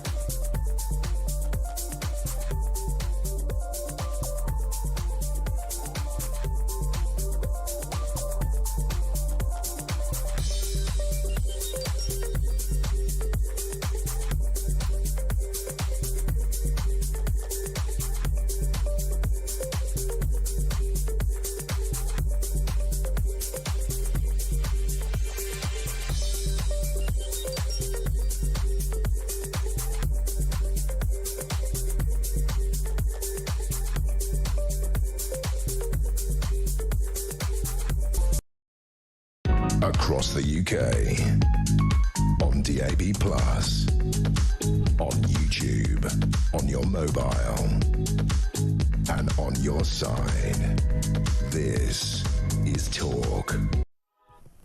Hello there, this is Talk, and it is Petrie here with you and with me, Cody Darler, comedy writer and podcaster, and we're looking at the paper. So the Sun newspaper, which is a story we can't really rest on, but it says England star in, inverted commas, rape arrest. A former England and Premier League footballer has been arrested on suspicion of attempted rape. And I will end that there in case jigsaw identification comes into play. What's jigsaw identification? Jigsaw identification is just little bits of information that lead to the identification of a single person. Yes. And that you are just as guilty of sub judice if it goes to court with jigsaw identification as you are anything else. Okay. There you go. Every day's a school day for Cody in here. It really is. I know absolutely nothing. That's fine. Right, so the OBR boss quits after PM's budget leak rebuke. He wasn't going to survive any. I'd be surprised if the OBR survives at this rate. But he had to step down because Richard Hughes stepped down after the release of a report on the publication of 50 odd minutes before she stood up to talk. It was all, I imagine we knew most of it was all out there anyway. Yeah. There was a secret link apparently that was accessed 40 times. And then, there's that video of Rachel Reeves leaning across in the Commons before she delivered someone handed it to her. Handed her the phone. Well, she might have been watching my Insta videos, actually. Yeah, I mean, it's an interesting one, but I wonder if, I mean, it's interesting what you said. You said, on his way out, he knew he was going to go out, so he went threw Rachel under the bus. Apparently they didn't get on. This is just looking at the other headlines. Yeah, they didn't get on, so it might have been a slight hand grenade. I would, though. I mean, I would. I mean, in especially a way, since if it appears to be true. I mean, I would. Yeah, I guess so. If your career's over at the OBR, I guess so. But I mean, I do think there's an interesting thing about. I mean, one thing this story is, I guess, in this modern age, it's quite refreshing to see someone do something incompetent and then resign. If only the politicians took the lead or took a leaf out of that book. But what you said about the OBR, whether it will continue to exist, I'm not sure. It should exist in a way. I mean, it's sort of, it was brought in under Cameron and Osborne as this sort of punishment, feeding into this sort of fiction that it was the Labour government that ruined the economy, not the kind of global financial crisis. And it's sort of three blokes who are traditional economists who sort of seem to be pulling the levers of the government, and everything, the whole budget rests on the OBR prediction. And it's like, it's just another example, I think, of the power to take control over the nation's economy being taken out of the hands of a government. Yeah, but the government can't run a bath. Yes, but this is let alone an economy. This is true. I mean, to a degree. I mean, we need economists. Yes, but what suggests the economists can run it as well? I mean, at least they know how to add up. Well, this is where we could have a long chat, because I mean, this is the narrative, isn't it, brought in under Thatcher, which is that all governments are incompetent and we need to give it in the hands of the economists because they know what they're doing. But the last 30, 40 years have taught us that our economy's just been going down. It's been trashed. I'm not saying that all economists are trustworthy. No, I'm not saying you are, either. But I'm saying this idea that they are somehow I agree the experts. with government oversight. I agree with there being some checks and balances on this level of incompetence. I'm not, like you, I'm not sure the OBR is the organisation to do it, and I think there'll be some very serious questions asked about that. The other front page story, which is interesting, is patients will gain access to groundbreaking new drugs that are present judged to be unaffordable by the NHS as a part of a deal with the United States. And basically, my understanding of this is that spending on some medicines will rise by about 25%, because America want us to spend more on drugs. Yeah. So we're going to do that, not by spending more on the drugs we already buy, but by buying more expensive drugs that may originate in America. Yeah, so previously this didn't happen because we couldn't... There's a cap. Yeah, we couldn't afford it, but now we're just paying it anyway. So now we're just buying more expensive drugs. Yeah, at the behest of Donald Trump. Yes. It's amazing what happens, isn't it, under the skies of our post-Brexit freedoms. Yeah. We can go ahead and form a trade alliance with America that charges 25% more for vital medicines, costing the NHS an extra $3 billion a year. The good thing is, though, that there are zero tariffs on us selling drugs into the US. Yeah, I saw that. I wonder how much of these companies are owned by American companies. Yes, they'll just be American subsidiaries. Eli Lilly and places like that. Well, actually, I think they're in the Republic of Ireland as opposed to in Northern Ireland. But yes, still. There is that's an American company. There's a lot of American drugs companies based in the UK. But again, that's good because it means that I guess that more drugs companies can set up in the UK until Trump changes his mind. I mean, that's always the danger, isn't it? Because he could change his mind tomorrow. Yes. Yeah. Yeah. Which he probably will. Clever boys aren't jealous when it comes to love. Clever men have long had a reputation for being good with abstract problems and poor with romantic feelings. From Sherlock Holmes, who, may I remind you, is a fictional character, to Sheldon Cooper, and also fictional character. In The Big Bang Theory, popular culture is fond of men who can crack cases or solve equations yet come unstuck when faced with matters of the heart. Well, I'm glad you've identified the fatal flaw that I also identified in this story, they're all which is they're all fictional characters they who are are tropes. created to entertain. Yeah, they are tropes, and believe it or not, they don't play out in reality. Apparently, clever guys are okay partners. So the Sherlock Holmes of 2026, would probably have a stable relationship. Well, at least your girlfriend doesn't have to worry about this. Yeah, that's true. I'm thick. I mean, seriously, dumb. Thing. Dummy dum dum. Stupid, thicky idiot wants to get rid of the OBR, for God's sake. That's a stupid... that's an interesting story to put on the front page. Front page, yeah. I think they were trying to lighten it up, weren't they, after the billions of pounds costed the NHS and the OBR. Yeah, I guess so. And a nice little picture of Kylie Minogue there, who is tiny. She's about the height of a 7-year-old child. I'm not even joking. I'm not. I felt tall. 7-year-old child. I felt tall. How tall are you? I'm 5'2". Really? And she's shorter than me. Wow. That's like a miniature person. But she is a miniature person. I only ever saw, because I walked out of a lift in my old radio station, one of my old radio stations. You weren't interviewing her? No, and there was this big crowd of burly blokes blocking the entrance to the lift. And I was like, what are they doing hanging around that child? That's a bit odd. And then she turned around and it was Kylie Minogue. Tiny little thing. Wow. How is she? 4'9". Wow, 4'9". See, that's another thing you've learned today. Yeah, that she's almost as big as she is on this front page. Yeah, exactly. She is absolutely tiny. Wow. It made me feel tall. Don't laugh. I was like, I can tell jokes about short people, which is not often I can do that. A post office. This is the Mirror. Post Office Horizon scandal still going on. Justice for the lost victims. Cops consider corporate manslaughter charges over postmaster deaths. I think they should. Yeah. Police could bring corporate manslaughter charges again in cases where the Post Office staff took their own lives in the Horizon scandal. Good. Yes, there were 13 people that did so. Killed themselves. Yeah. And the amount of pressure they were under. Who are they going to charge, though?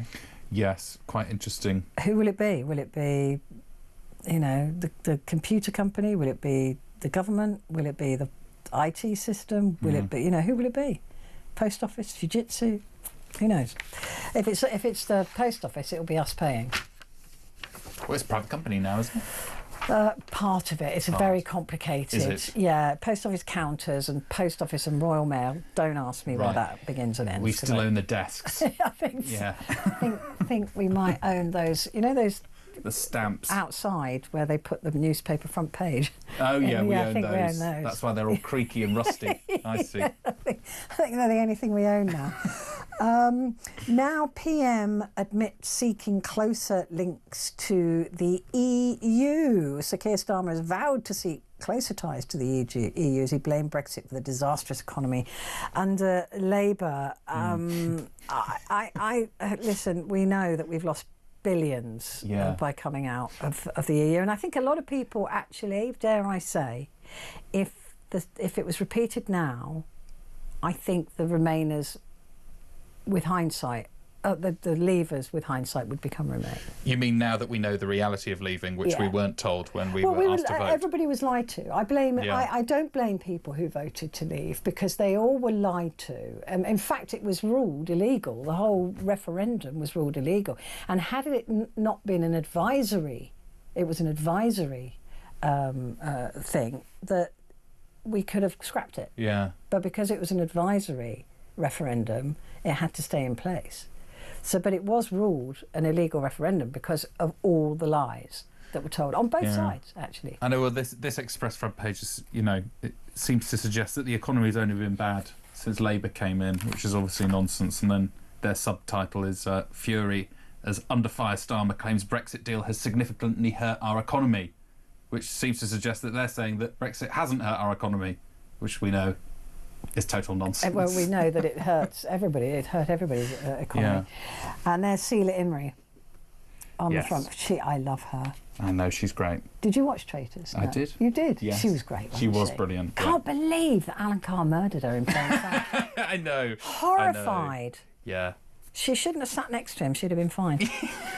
Right, the Daily Mail. The fall guy for Reeves's budget lies. Tories accuse Chancellor of using the OBR chief. She always looks like she's a... no, I'm not going to say it. She always but- looks like she's walked into the wrong room. Yeah. So that's what she's done. And she looks like, I'm really upset. But Yeah. I don't know what it is about her face. Yes. Anyway, Tories accuse Chancellor of using the OBR chief who exposed the truth about her financial black hole as a human shield after he's forced out after leak row. I mean, interesting. Would he have leaked without the leak? Or Are would they he have been suggesting fired? it's a Would he have leak? resigned without the... Is it because leak suggests it was intentional. I mean, the OBR line is that it was an accident. Someone did it by accident. Yeah, I mean, the newspapers have had the full budget before she stood up to speak. Yeah. In the not her, but in the past with budgets. Yeah. And this has happened before. It's certainly not something I would have thought to resign over. Yeah, especially as the OBR are meant to be the competent guys. Yeah. They're the competent ones holding our incompetent government to account. Now it turns out they're incompetent, holding the incompetent government to account. No wonder we're in such a mess. No wonder. Also, Rachel Reeves looks actually like she's left the oven on. Yes, that's what she looks like. Constantly looks like she's really worried about the iron. The penny's constantly dropping. She's like, oh, the oven's on, I think. She looks worried. Right. Oh, yeah, this was interesting. Lineker v Robinson, it's all kicking off. Striker clashes with right-winger. And this was after a video was released of Gary Lineker walking, I think, in Mexico with a young woman. who Tommy Robinson then went, "Oi, aye, Gaza, what's going on here?" And Gary Lineker replied saying, "That was my daughter-in-law." That's my daughter-in-law. We were walking to a chemist to get some medicine for her husband, my son, who was unwell. So yet again, it is just, this stupid, over the top, you've been caught out instead of getting the facts. Maybe that'd be a good idea. It's strange for Stephen Yaxley-Lemon not to engage with the facts. Yeah, no fact. Didn't double check it. Didn't double check anything. It was actually his son's wife, Bella, who he was walking with in Mexico. I mean, it just looked like a bloke walking with a woman anyway, and there's as far as I know, there's no law against that. No, I don't think so. So it was a very strange story, but anyway, the Metro has gone with it as their front page. Football legends anger as activist retweets whole video with a woman. Nice headline that though. Striker clashes with right wing. Yeah, sometimes I think the stories only make it to the front page because of the sub-editor, because of the headlines. Right, quick break, and Cody and I'll be back in just a moment.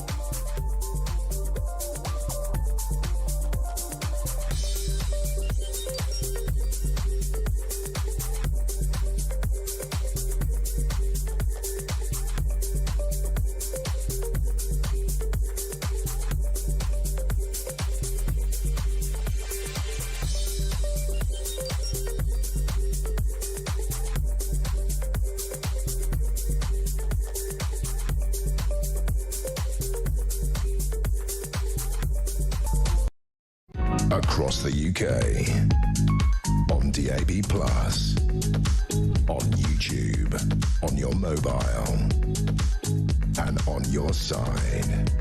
This is Talk. Hello there, this is Talk, and it is Petrie. I was just asking Cody if he liked Christmas, and so you would have heard me just saying bar humbug there, which is my response to Christmas. Right, The Guardian, Cody, 25 ways to get into the Christmas spirit. Take many more than that to get me into the Christmas spirit, but there you go. OBR chair quits after inquiry into early release of budget document. That was actually the first way to get into the Christmas spirit, if you read the list. If you read the list, is that OBR chair it? quits. Tick. Is that the first one? 1st of December, OBR head gone. It's not really working. NHS to pay 25% more for new drugs in US trade deal. That's a bit. That's not quite accurate, I don't think, that headline. My understanding was that our budget for drugs had gone up by 25%. So it's not that there'll be a new drug and we have to pay 25% more for it, but that our ability to buy drugs 25% more expensive.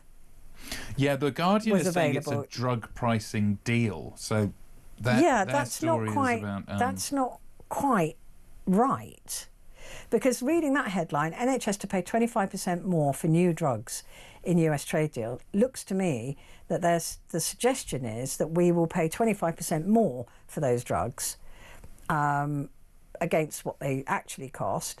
But the truth of it is that our budget to buy those drugs has gone up by 25%, so we can actually spend. So we're buying more. We can buy more expensive drugs. Right. Up to 25% more than we could before. I see. So that seems to me to be not quite accurate. Please do further reading. Please do further reading, yeah. Attorney General calls for Farage to apologise. The UK's top law officer, one of the most senior Jewish government ministers, has urged Nigel Farage to apologise to contemporaries who claim the Reform UK leader racially abused them while at school. So this has been knocking about for a while now, hasn't it? The old stuff about Farage as a kid being obnoxious. This is what guilt looks like. I've never seen. I think it's been quite refreshing to see Farage flapping. He definitely has been flapping about this. Because he's a horrific racist who's now been presented with the evidence. What is interesting, though, is that if there was more up-to-date proof of him being an out-and-out racist, that would have made the papers. This is stuff that he said when he was probably a showing-off, obnoxious little turd as a kid. Well, I think there'd be many people that say actually all of his actions since have also been quite racist. But they can't point to a single racist comment.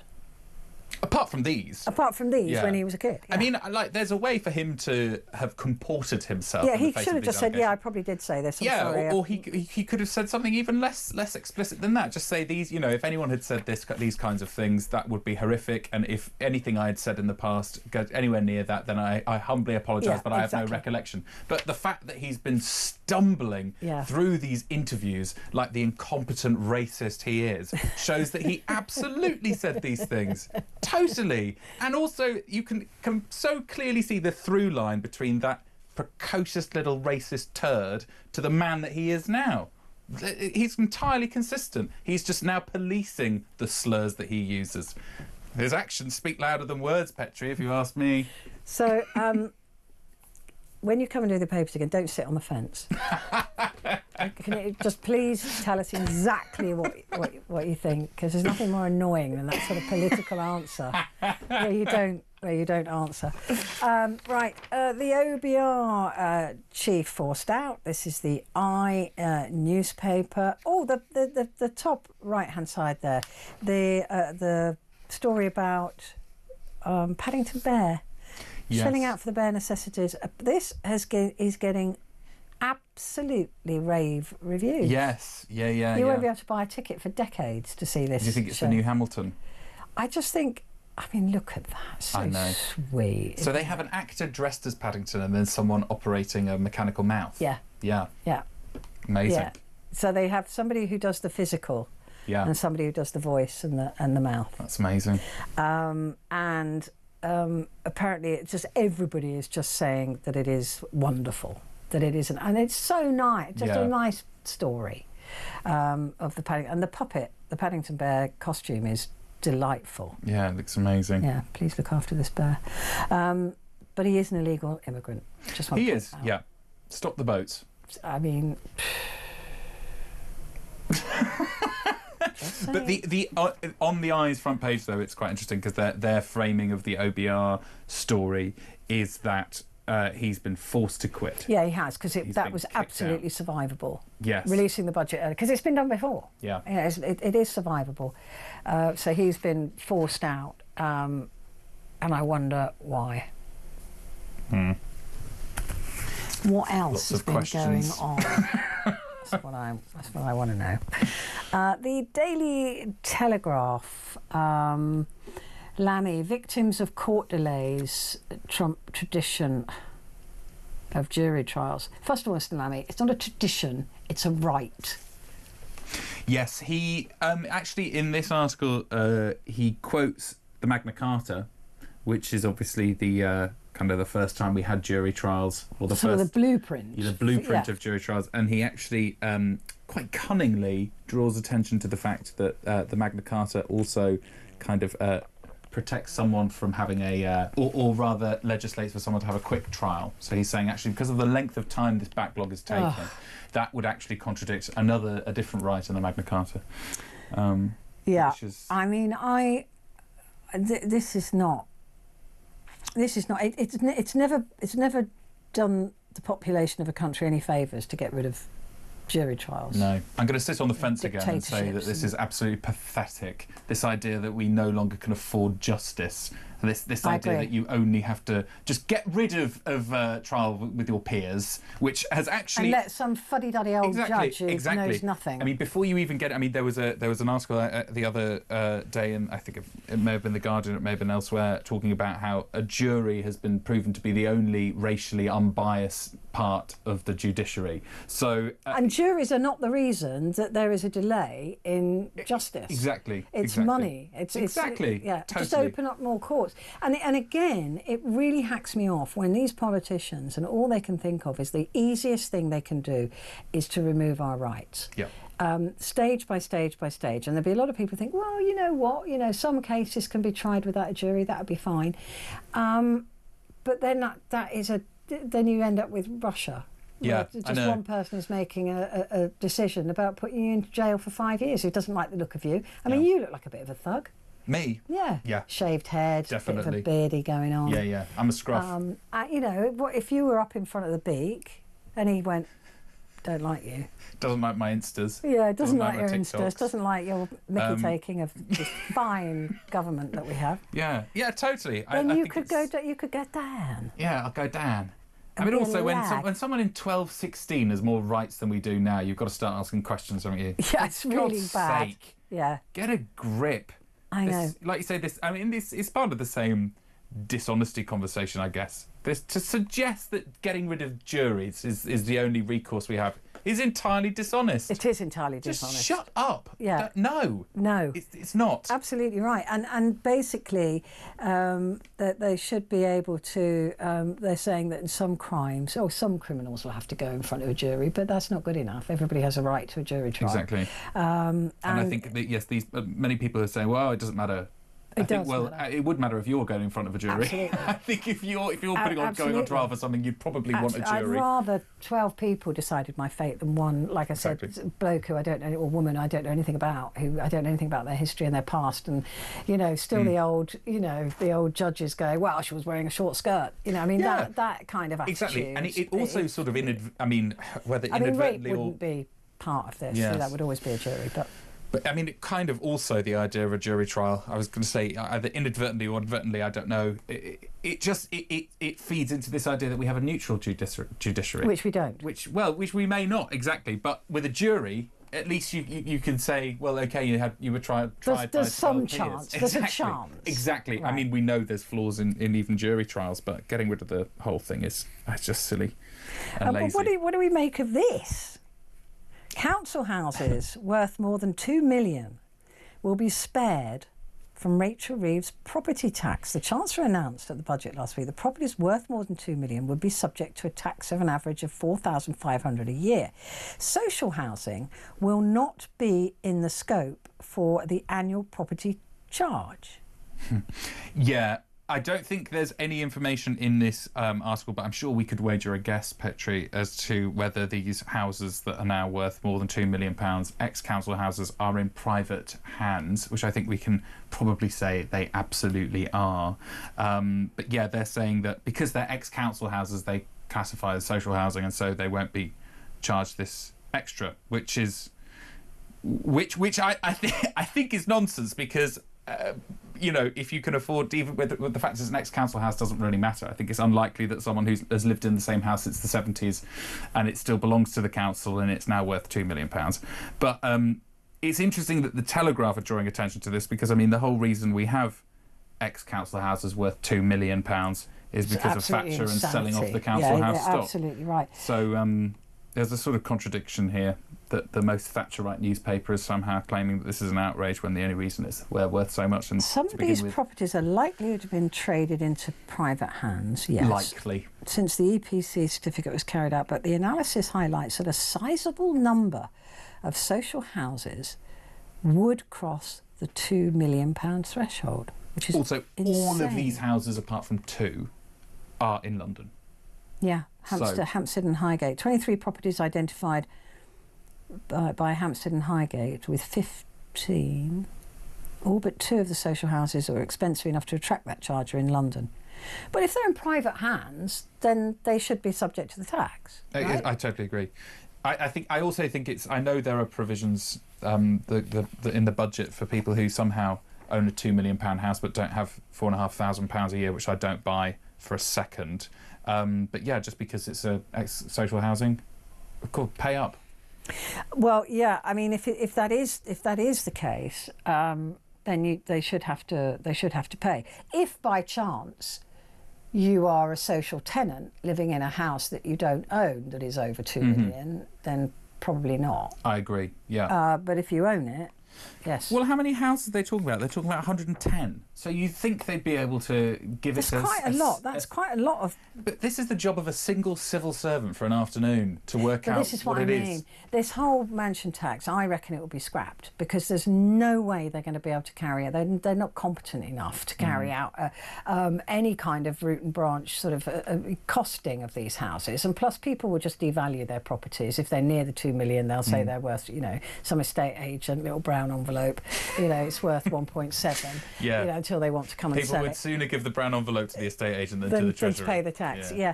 But I can't see it even. I can't even see it happening. I agree with it though.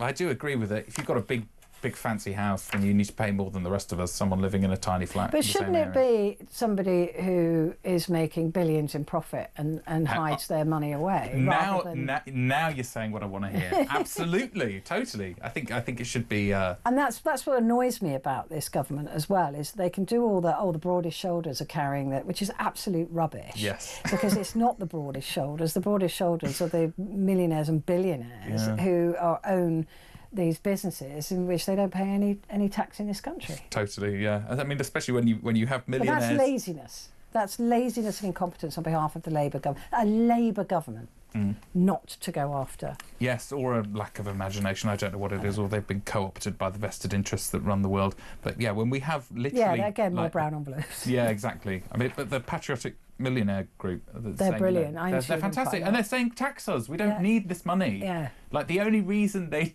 don't pay it is because they don't have to. But you can't voluntarily pay tax. Exactly. That's you can't phone up the HMRC and say, look, I've got a bundle of cash here, do you want it? Yeah. For some reason. There you go. Yeah. No thanks. Yeah. Right.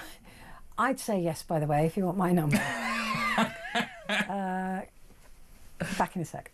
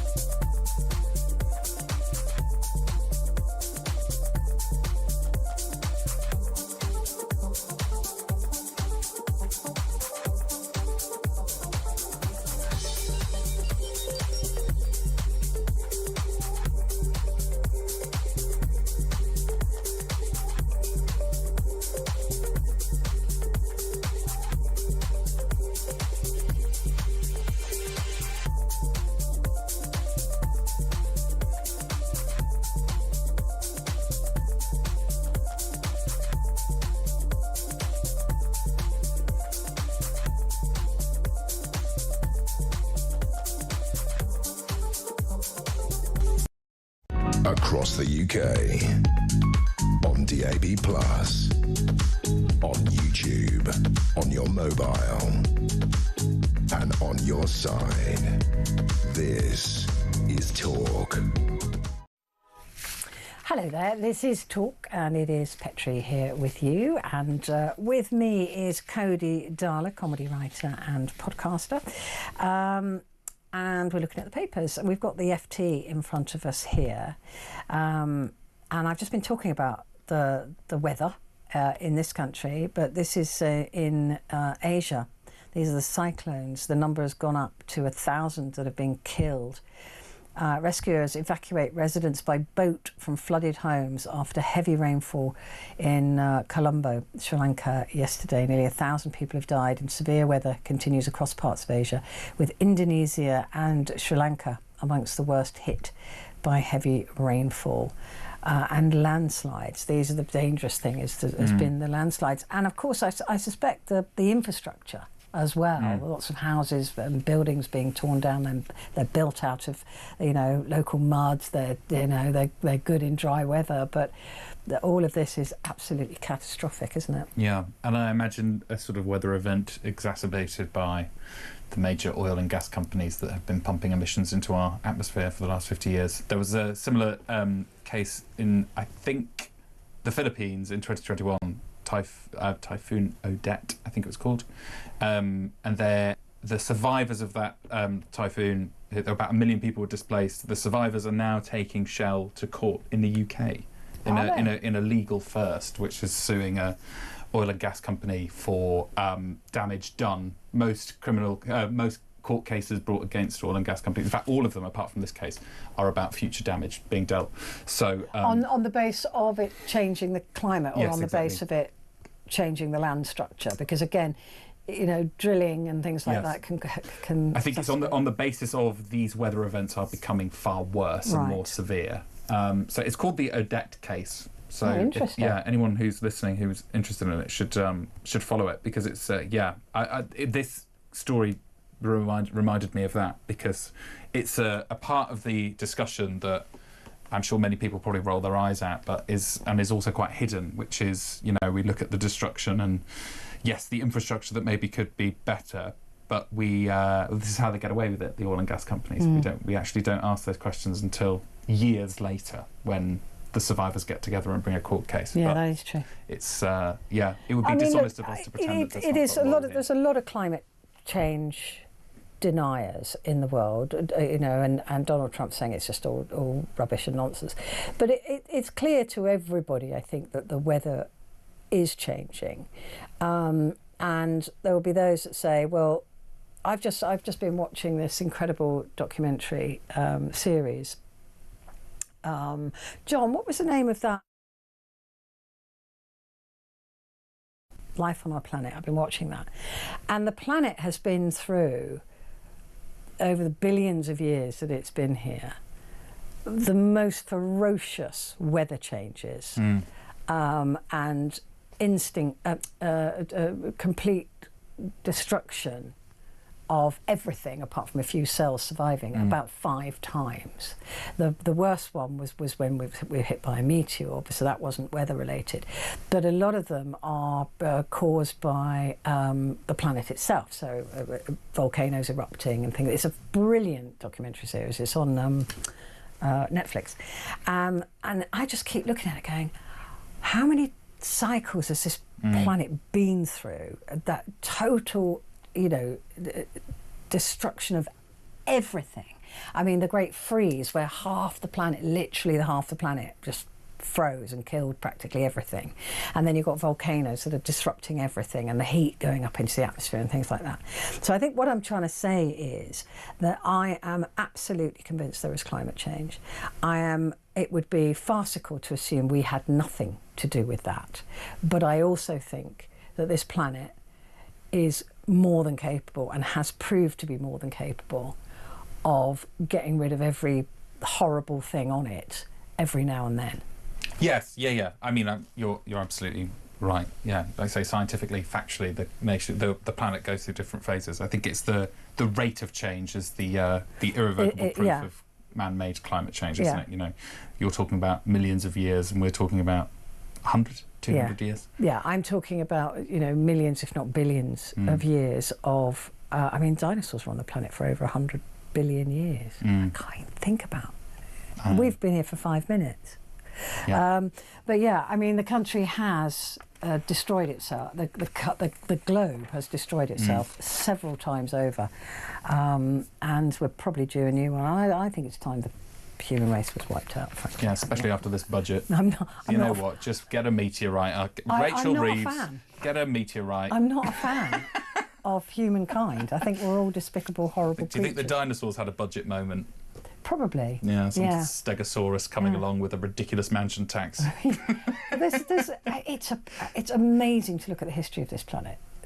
What it's been through and what it continues to go through. It's gobsmacking. Well, the main thing is how, like you say, how the small amount of time that human beings have been around. About a million years. Homo sapiens have been around. Yeah, and the dinosaurs were 100 billion. Yeah, I'm not sure it's 100 billion. Isn't it 5 billion? 100, it's 100 million. 100 million. 100 million. The world is 5 billion. 5 billion. Something like that. Yeah, so 100 million years, but 100 times what we've... Yes, exactly. had. Yeah. And they probably deserved it more than we do. You know what I mean? They definitely deserved I think I'd rather spend time with a T-Rex than most human beings. Yeah. Which brings me to Christmas. No. Revolut failed to tell bank watchdogs that Chief was listed as a UAE resident. Revolut did not inform regulators before a corporate filing. Oh, this sounds a bit pointy-headed. Yeah, they're trying to get a UK banking licence and their CEO is based in the UAE. Oh, fair enough. So probably not them. Pretty standard, I think, for the banking industry. Yeah. The Independent, Tom Stoppard, has died. And that's a shame. Well, he was quite old, wasn't he? He was in 88, I think. Yeah. Lots of people going, well, that's not old these days, but it is. It is. That's a good age. Starmer, we didn't mislead anybody on budget black hole. Prime Minister forced to publicly defend Reeves over accusations she lied to voters about Britain's finances.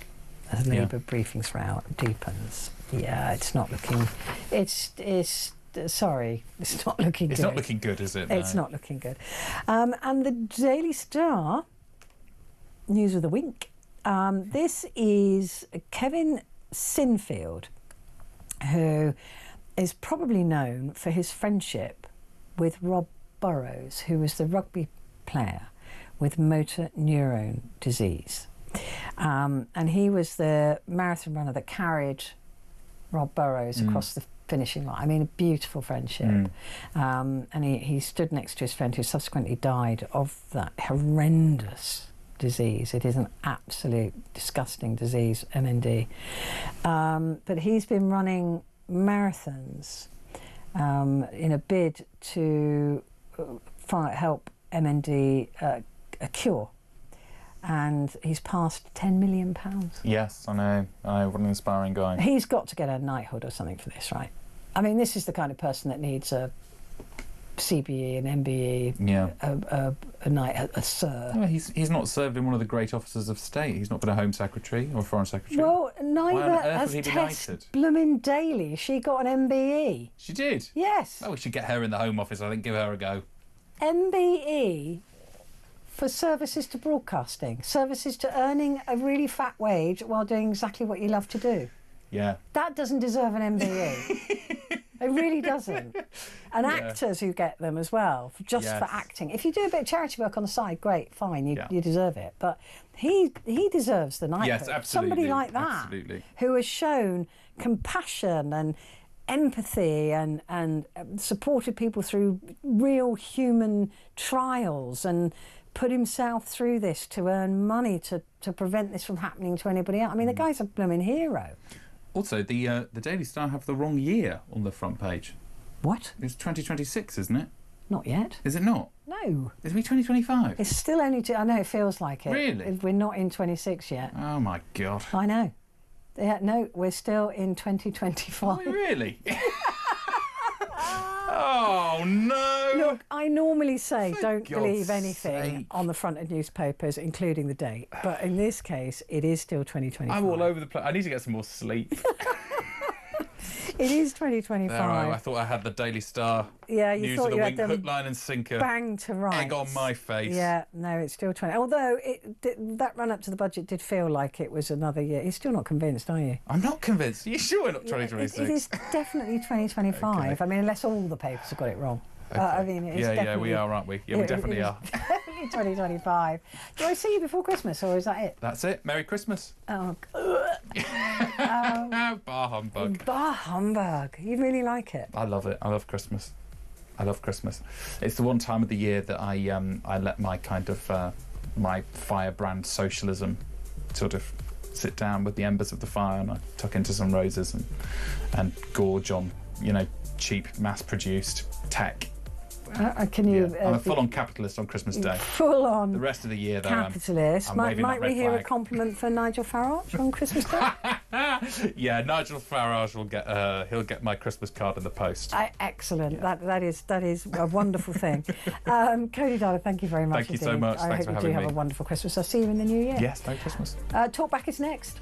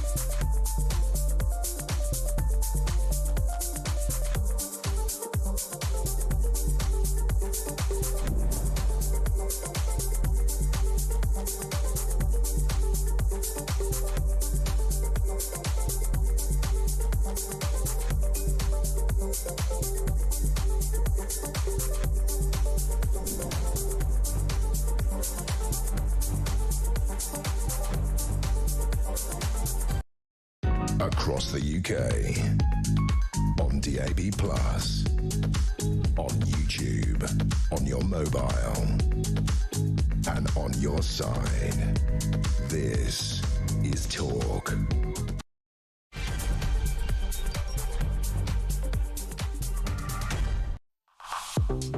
Good morning. It is so good to have your company this very early Tuesday morning, Tuesday the 2nd of December, no less. But we are still in the mud, aren't we, as far as politics goes? It doesn't seem that it will ever change. And I wanted to talk to you really about the absolute mess that Labour seem to have made of their government. I mean, it has been a disaster from day one. And don't get me wrong, I am not a fan of any of these political parties. I find them all disrespectful. I find them patronising. I find them to be less than honest about anything that they say. I don't trust a single word out of any of their mouths. So this isn't party political. But they are the government at the moment, and therefore they come under scrutiny. And the scrutiny that they've come under, they have found to be failing. They have failed so badly at pretty much everything that they've attempted to do, which you wouldn't believe if you saw Keir Starmer talking yesterday in his speech that he made to say that he backed the budget. Not only did he back the budget, but the way he was telling it, it was all his idea, which I thought was a bit stupid of him, really, because I'm not sure Rachel Reeves will survive this. I'm not entirely sure. The boss of the OBR has, since this morning, has quit. He has had to resign. He was in front of a board who were asking questions about that leak. And the leak I'm talking about is that the budget was released about 50 minutes before Rachel Reeves stood up to deliver her budget. It's not the first time that a budget has been leaked, by the way. It's the first time it's been leaked by the OBR, but it's not the first time that it has been leaked. So why did he really resign? And before he resigned, he kind of threw Rachel Reeves under the bus. He said, look, she hasn't been entirely honest with you. She was told before the budget, before that speech, that weird breakfast speech she did, that because of the rise in wages and because of other things, that actually the black hole wasn't there. There wasn't a hole in the finances. There was a £4 billion surplus. Now, £4 billion is not. I mean, I'd say it's not very much money. This is the problem, isn't it? £4 billion is a heck of a lot of money.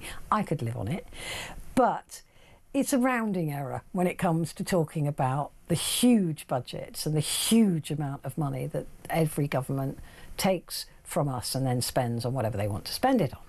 So it is not a. She could have said, "I've got £4 billion. There isn't a black hole there. I've got £4 billion, but we need more. We need a bigger fiscal headroom, and I want to give 16 billion to the benefits bill." That just being honest with us. But are politicians ever honest? And even as much as when they're asked a question, like Keir Starmer was asked, did you lie in your manifesto? Was it a lie what you did with the budget? And he just chose a different question to answer, one in his head. He didn't answer the question. They never do answer the questions that they're asked. They always answer the question that they want asked of them. So he was saying, well, I'm incredibly proud to be the Prime Minister that lifted 450,000 children out of poverty. I've always wanted to do that. Whereas when he first got into power, he wasn't going to do that. So it is very clear to anybody observing this government that what in fact Keir Starmer did was put party before country. He wanted to appease his backbenchers. Those people who can write letters and send them in to the committee to get him usurped. He wanted to make them happy. And he said that he would never do that. I will never put party before country. And that's what he did. And that's what Rachel Reeves did, because they wanted to save, I believe, they wanted to save their own backsides. Because Keir Starmer's backbenchers have already stopped him from cutting money from the welfare budget. And they've already forced him to U-turn on that disastrous theft of winter fuel allowance for pensioners. But this seems to me to be on a different level. We're used to politicians not really telling the truth, aren't we? We're used to it. Saying one thing, doing another. But is this on a different level? Is this getting, are they getting more and more cocky? Are they getting more and more, oh, well, we'll just give it a couple of days and everything it'll be fine. It'll be fine. They'll all forget about it. We'll throw something else at them and they'll all move on. Because they have no respect for us. They think we're all stupid. Think we're all dumb. And that we don't care. And we just keep paying more and more in tax. And she's even was saying about the Tories, oh, the Tories, they put more tax on the country than in the last 70 years. Well, she's made an absolute laughingstock of that. She's delivered nearly £70 billion worth of taxes in just over a year. in 2 budgets and has refused now to say she won't come back for any more after the last fiasco where she said, I don't need to ask you for any more tax. In fact, don't take my word for it. Let's listen to the Chancellor of the Exchequer, Rachel Reeves, speaking in June last year about her promises regarding taxing us. The Conservatives are now the party of high tax. On their watch, the tax burden is the highest in 70 years. I worked as an economist at the Bank of England before entering politics. I know what it takes to run a successful economy. I believe in sound money and in public spending that's kept under control. I did not come into politics to raise taxes on working people. So my promise to you is this. Labour will not put up your income tax, national insurance, or VAT. And in fact, by freezing the thresholds, which she also said she recognised imposed greater taxes on working people, that's exactly what she's done. She's raised our taxes. And if we're not just even talking about income tax, think about every other tax that has been raised in the last just over a year. Every other tax. Even the cost of living, where you go into a shop to buy a loaf of bread, that's gone up because she put an extra tax on national insurance on the companies with workers there. So they're not ever going to do without profit, right? Ever. They're not going to lower their profit. So what do? They charge us more for that loaf of bread so that they can keep their profit margins up. So it's just not true. None of it is true. Well, in November of last year, the Chancellor spoke again about budget tax rises. We've now wiped the slate clean under the mismanagement and the chaos of the previous government. It's now on us. We've put everything out into the open. Okay. We've set the spending envelope for the course of this Parliament. We don't need to come back for more. We've done that now. We've wiped the slate clean. So you're saying, actually, there's not going to be an Oliver Twist moment. You're not going to come back and say, we want another tax rise. Or if you did, that would be a huge failure for your government, wouldn't it? Yeah, look, I'm not going to be able to write 5 years' worth of budgets on this show today, but what we have done, there's no need. Will there be more tax rises? No, you're right, Trevor. There is no need to come back with another budget like this. We never need to do that again. We've now, Trevor, set the spending envelope for the remainder of this Parliament. We don't need to increase taxes further. See what I mean? Every time they open their mouths, it's extraordinary. We never need to come back with we've done it now, we've filled the black hole, we've figured it all out, we've got our spending review, we know what we're spending money on. And by the way, can I have another nearly £30 billion worth of tax? It's shoddy. But is it incompetence or lying? Is it incompetence or spinning us a line, fibbing? That's what I want to know from you. Do you believe that this government is trying to do its best but just failing, so it's incompetent? Or do you believe that they're just same old Labour? Same old Labour. Tax and spend, tax and spend, tax and spend, which they promised they wouldn't be. So give me a call, 0344 499 1000. I do have to tell you that calls are charged at national rate, but we do call you back straight away.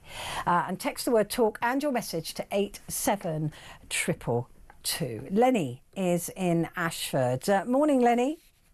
Good morning, Petrie. How are you? I'm tickety-boo, thank you. Good, I'm very glad to hear it. And it's been a long time. Very long. Where have you been? Well, I've still been on the airways, I promise you. Just not with me? Well, when we're passing ships in the night. OK, yeah.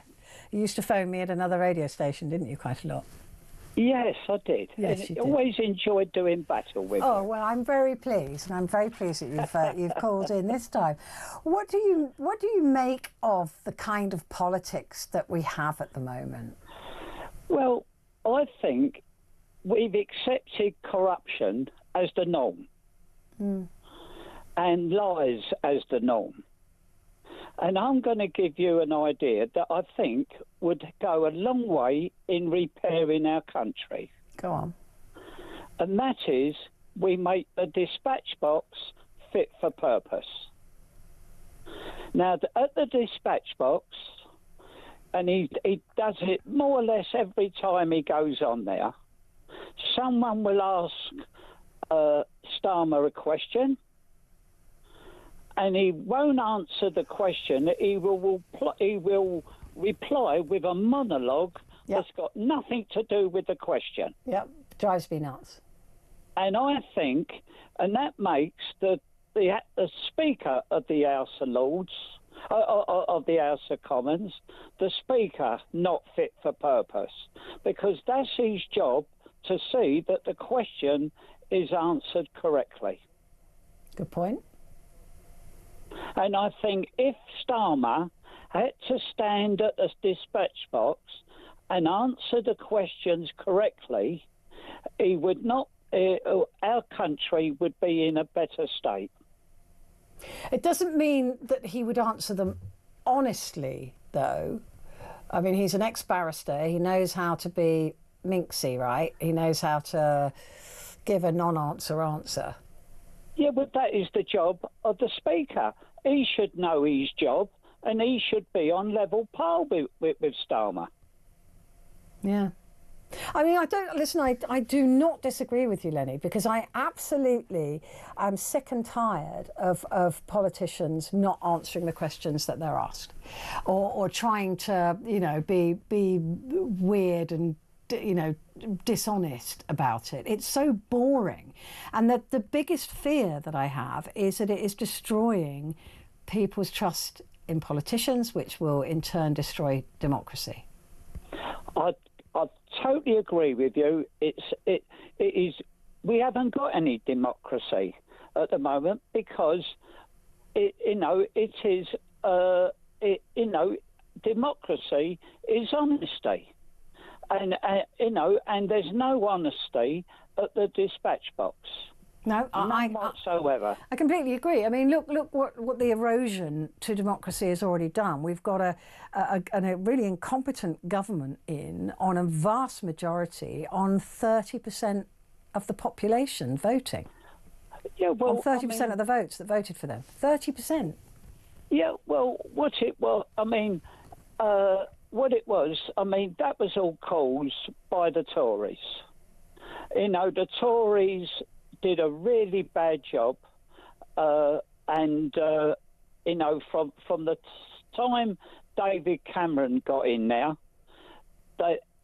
no Tory Prime Minister did any good for the country. I truly believe that, and I was a Tory all my life, and none of them did what you call a good proper job for the country. So by the time it comes for the election, the one thing we didn't want, Starmer didn't win anything. He was given. The Tories lost it. Yeah. Yeah. That was it in one. That is, the Tories lost it because of their actions, and Labour are now making even bigger bad actions than what the Tories was. Yeah, I was going to say, do you have any faith in this government, and what are the points at which you lost faith? I truly believe that if you justify a lie, you are as bad as the liar. Yeah. And when there's no one on the Labour front bench that is not justifying the lies of Starmer.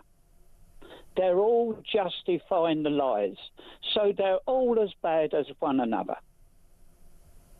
But where do we go, though, if, Lenny, we look at the Labour government and we just go, what a shower? right? And we look at the Tories and we go, no, we can still remember what an absolute shower they were.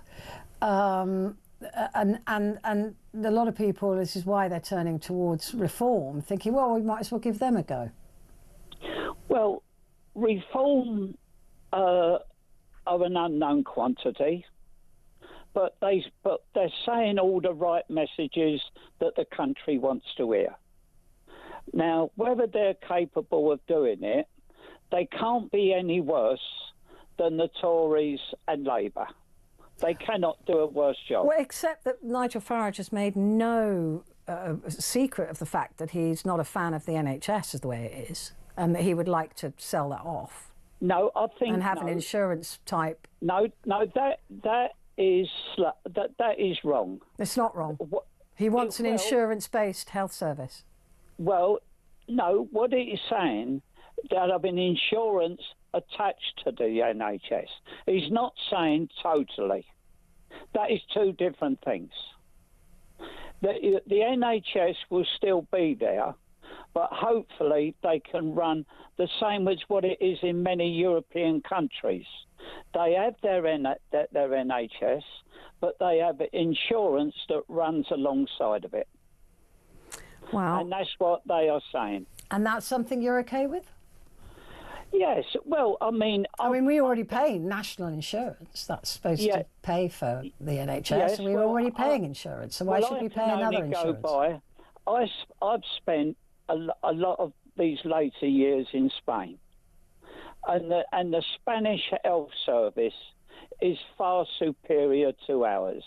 And when I have, because I've now got a lot of health issues, and when I have collapsed, I've gone, thank God I've collapsed in Spain rather than England. Because I feel much safer in a Spanish hospital than what I do an English one. Really? That's worrying. Yeah. You know, and that's my experience. And when I've heard people had the same experience in France, they have been the same. You know, they said the service is totally different than what you get in England.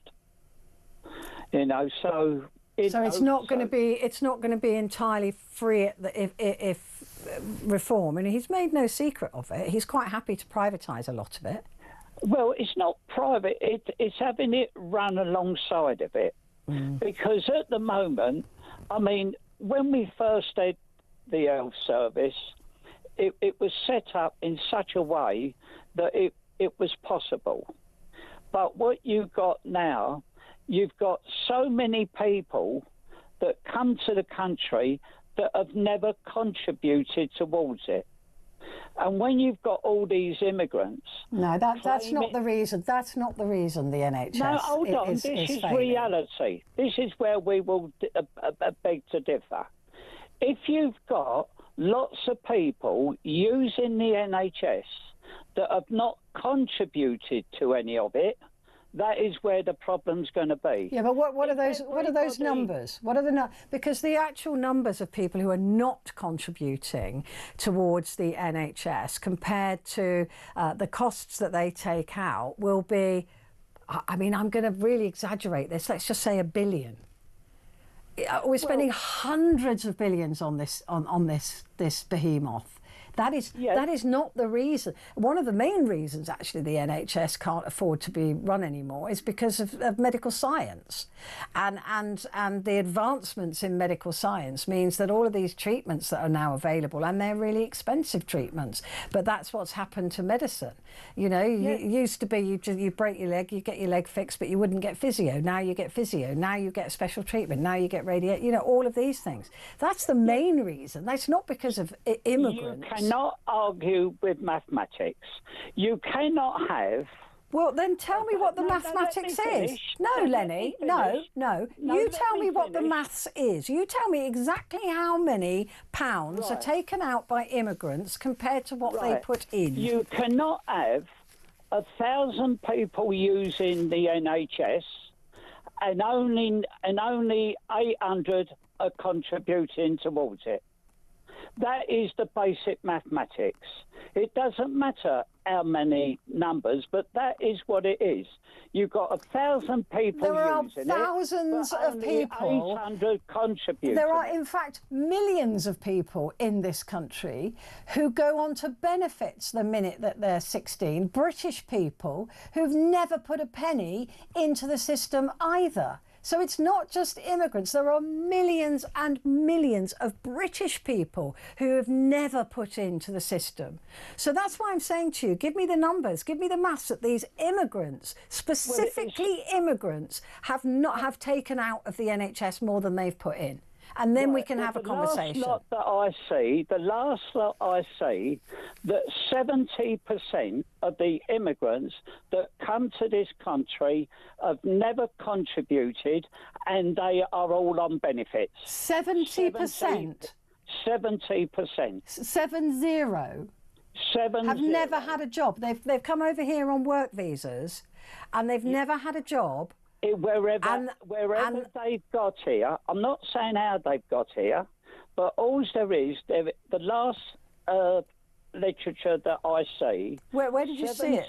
70%... That's nonsense. I don't believe it. Well, I'll be quite honest. How many British people are taking out of a system they've never paid in to? With that, I can't answer that. I can't answer that. So the millions of people that are on benefits that don't pay in to national insurance, that don't pay in towards their pensions, they don't pay in towards the NHS on the NI, then that is. Yeah, but they are a proportion of it. They are a side of it, and that was all caused, and all that is caused is by the last governments we've had for the last 20 years. So I've got a number here. The situation. I've got a number here. It says 15 to 17%, 15 to 17 of universal credit claimants are foreign born. Well, the bit that I see it was 70%. Mm-hmm.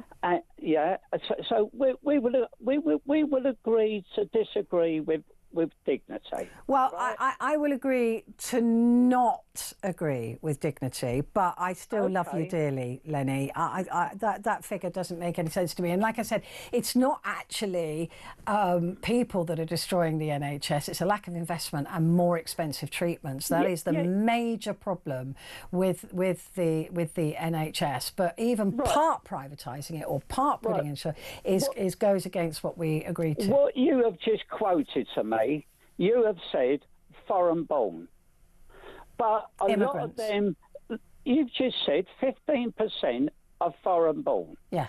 But what has happened, a lot of them have got offspring that have never contributed. See, that is where mathematics, you can look at it any way you want. But we've got a lot of British people whose offsprings haven't contributed either.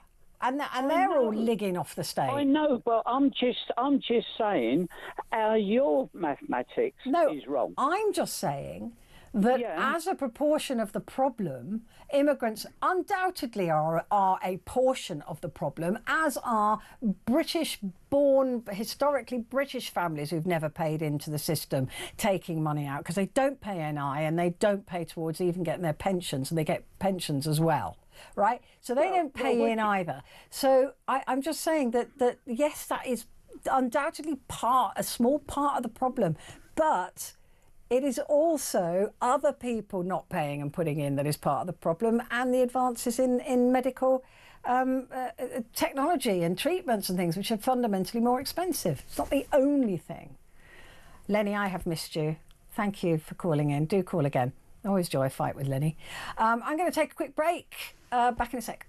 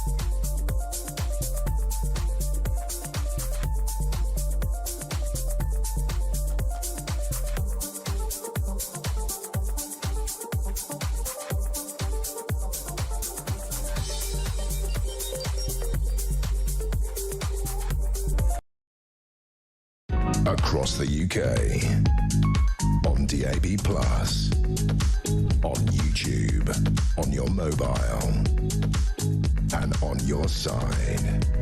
This is Talk. Hello there, good morning to you. This is Talk, and it is Petrie here with you. And we are talking about trusting politicians. And, you know, Lenny did say something I absolutely agreed with, and that is a lot of people turning towards reform are thinking, well, they can't be any worse than the shower that we've been through, Labour and the Tories. They can't be any worse. We'll give them a go. And I don't trust them either. I don't trust any of them. I have no party political allegiances whatsoever. But I just think they all lie, to be honest with you. And Lee agrees. He says they all fib, but the current Labour government seems like they're using 1984 as their instruction manual. Yeah, don't start me on ID cards. Everything they say certainly seem to do the opposite. The budget for me was just Starmer and Reeves trying to save their own positions. They need to go, and that's Lee in Birmingham. And that is exactly what I believe happened. I believe that they absolutely put party before country, which you heard Starmer saying, I'm never going to put party, we're going to be different, I'm never going to put party before country. And he definitely, this budget was to appease the backbenchers so they don't send in their letters to the 1912 committee, so they don't try to have him knocked off his perch. To me, it's as obvious as the nose on my face that is what they did with this budget. Keep the backbenchers quiet, stop them from, you know, mounting some sort of coup, so that Starmer can stay as Prime Minister. I think he's going to have a fight in his hands after May, but there you go. And Lee, that is exactly my position as well. Kevin is in Basingstoke. Morning, Kevin. Do you trust any politicians? Well, I'm like you. I do like listening to Lenny. Yeah, he's great. I mean, I absolutely disagree with almost everything he says. And, I mean, he said you can't... He supports reform and they can't do any worse, but of course they can. I mean they're all Conservative MPs, yeah. And most of them that are going there are the worst of the Conservative MPs. I mean, Jacob Rees-Mogg. He hasn't gone there yet. Lee Anderson. He hasn't gone there yet, has he? Cullis has just gone. Thingy Cullis. Who? Cullis. Gullis. Oh, oh, he was terrible, wasn't he? He's just gone. He's just gone to reform. A couple of others have gone. Yeah, I mean, they do seem to be, you know, getting in those. But all of them say, Jonathan Gullis, that's it. He even said as well, you know, reform's more likely to be in power to some degree in the next election, which I agree with. Right, I think they probably are, whether it's part of a coalition or not. But so he's doing it for himself. Then they're jumping ship to be on a ship that they think will be sailing in 4 years' time, as opposed to sinking. It.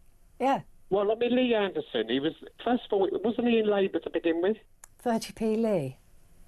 Yeah, he was in Labour. Then he went to the Conservatives. Oh, they'll jump ship to it. Yeah. They'll go anywhere. So, I mean, it's obvious that someone like him, it's not his politics that he's interested in. No, I don't think there's any sort of like, well, I've got to stick to my political principles. No, because I mean, they couldn't be more different, could they? No. But I mean, some politicians are in it for the right thing. I mean, I liked Angela Rayner, or still like Angela Rayner. I mean, I don't think she did what she did deliberately. I mean, she wouldn't have lost her job over 40k. You know, a small amount. I mean, her career must have meant a lot to her. And she wasn't out to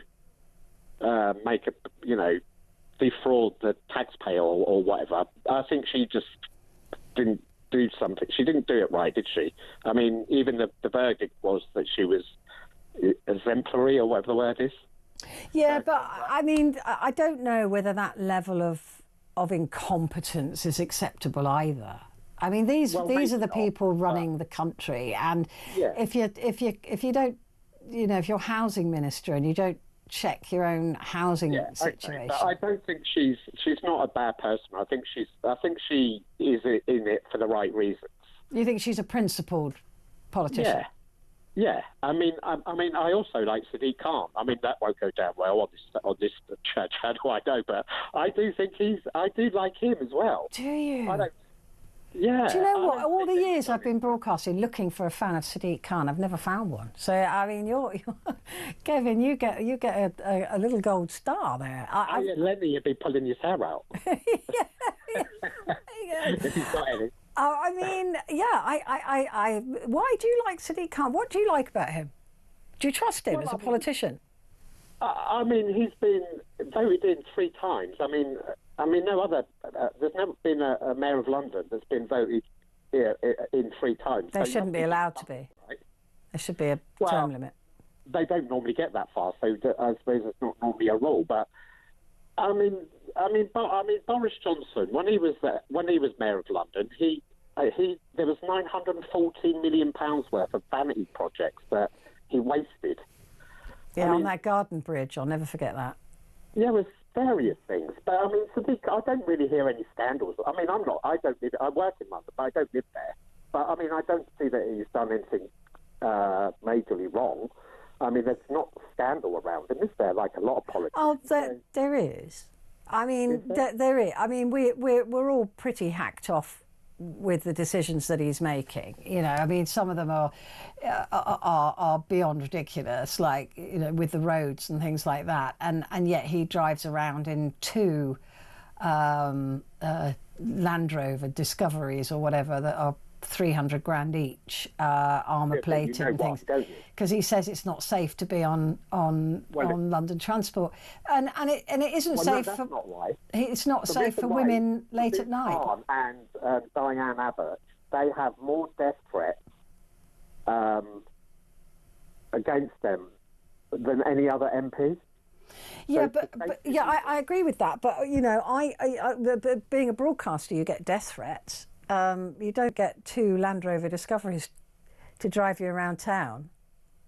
No, that's true. But, and also, how can you possibly legislate on safety of London if you've always got security guards with you and police officers with you?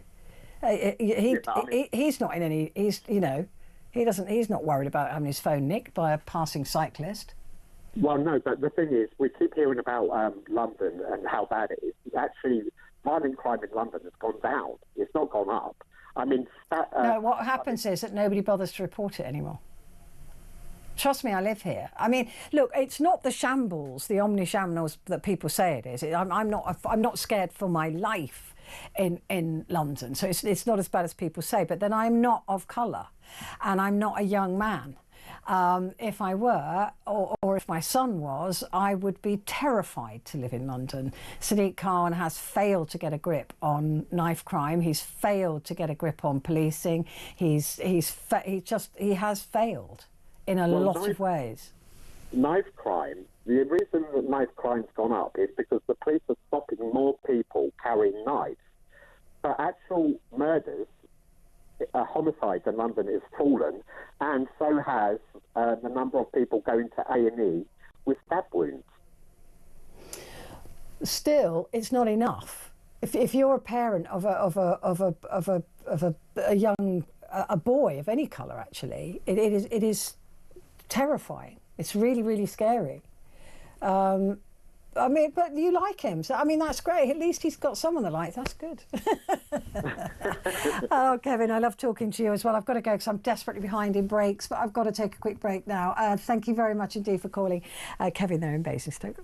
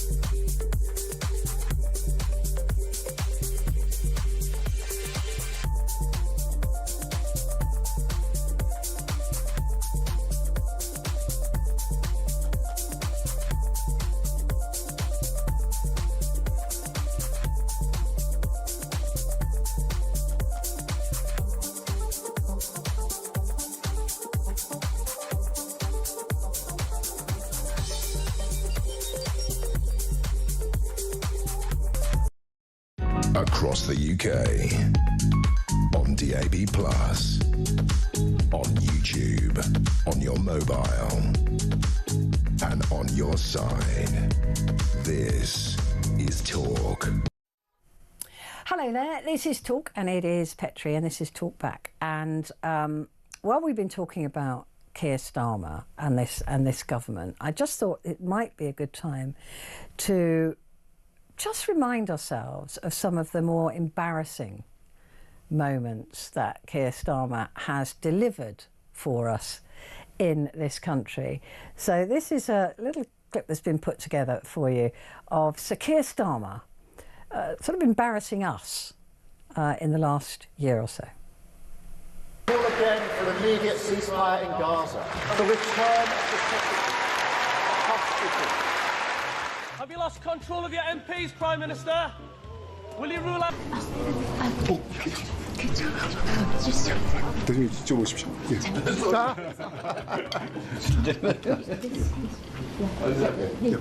Okay.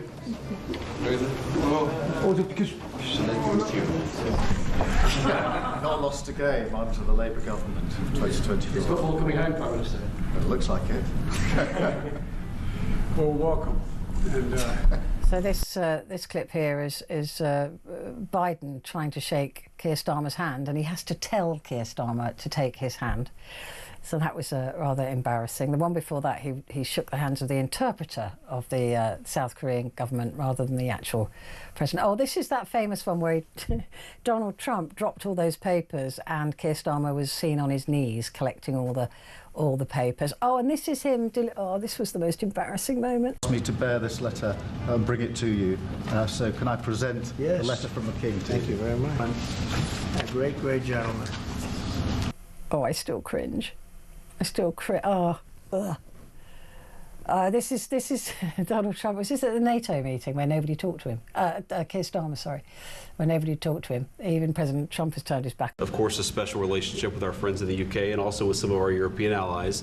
But we also know that there have been infringements on free speech that actually affect not just the British. Of course, what the British do in their own country is up to them, but also affect American technology companies and by extension American citizens. So that is something that we'll talk about today at lunch. We've had free speech for a very, very long time in the United Kingdom, and it will last for a very, very long time. Well, no, I mean, certainly we wouldn't want to reach across US citizens, and we don't, and that's absolutely right. But in relation to free speech in the UK, I'm very proud of our history there. We risk becoming an island of strangers. That man is not allowed in my pub. Get out of my pub. Go on. Get out of my pub. A NATO country has just had to defend itself against Russian drones. Now, more than ever, we need our ambassador to Washington fully focused on this issue and liaising closely with America. Does the Prime Minister have full confidence in Peter Mandelson? The ambassador has repeatedly expressed his deep regret for his association with him. He's right to do so.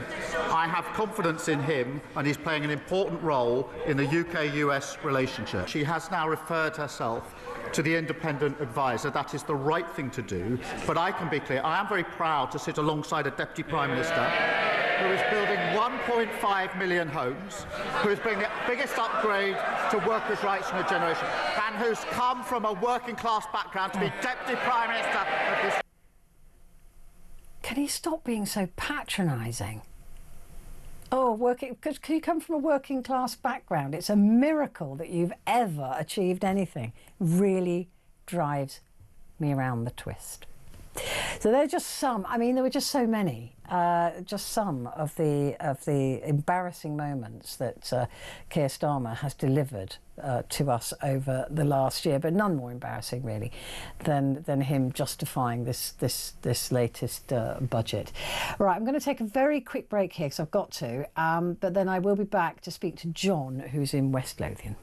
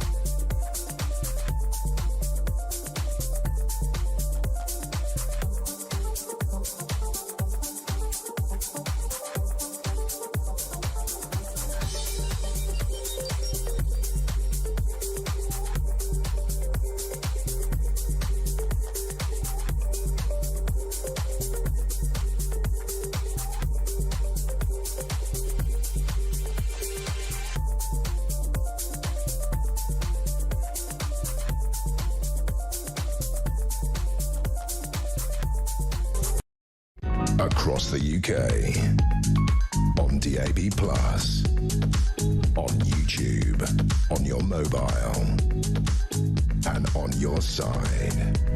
This is Talk. Hello, good morning. This is Talk, and this is Talk Back with me, Petrie, and I'm here with you until the top of the hour. Emily from Scotland has sent this. She said, what I don't understand is if a party lies about its policies and promises for the country in order to gain votes to get into power, but then does the opposite, why are they not removed from power? I mean, you could almost call it fraudulent, couldn't you? If I start a job by lying about what I'll do for the company and end up doing the complete opposite, I'd lose my job.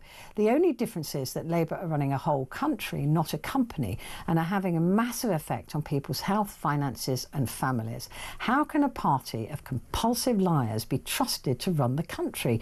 We need a general election now. That's Emily from Scotland. Trouble is, if their lips are moving, you know the old saying, I think all of them are just as bad. John has called from West Lothian. John, what do you make of current politics? Well, a very good morning to you. Good morning. It's an absolute bloody shambles, to put it mildly. I think the thing is that, yes, they've lied. The lie before they wake up in the morning. I'm sure they dream about what lies they're going to tell today. And that's all of them across all parties. Yeah, I'm not making a political point here, but we were dealing with the government as it is, and let's be honest. Everything that they said in their manifesto, they've done the exact opposite. They have absolutely not got a clue about real people in the real world and what they're having to put up with. What people want from a government is people that will support them. People will never always agree with them on everything. Mm-hmm. But to deliberately tell lies and then to go against the basics of their manifesto is completely unacceptable. One of the things which I find totally annoying is that what they said was they would not raise the two-child benefit. They did say that, yeah. Yeah. Before they were elected, they said they couldn't afford to do it. It's a nice to have, but it wouldn't happen. Yeah. Yeah, exactly. Now, for those that genuinely need it, I think the vast majority of people would say no problem with that.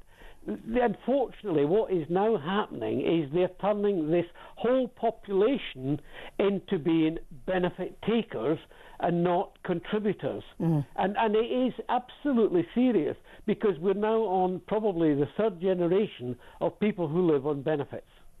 And what they're doing is taking away dignity from people, because one of the great things is if you work for it, you've earned it and you appreciate it. But when you get everything for nothing, you don't appreciate anything.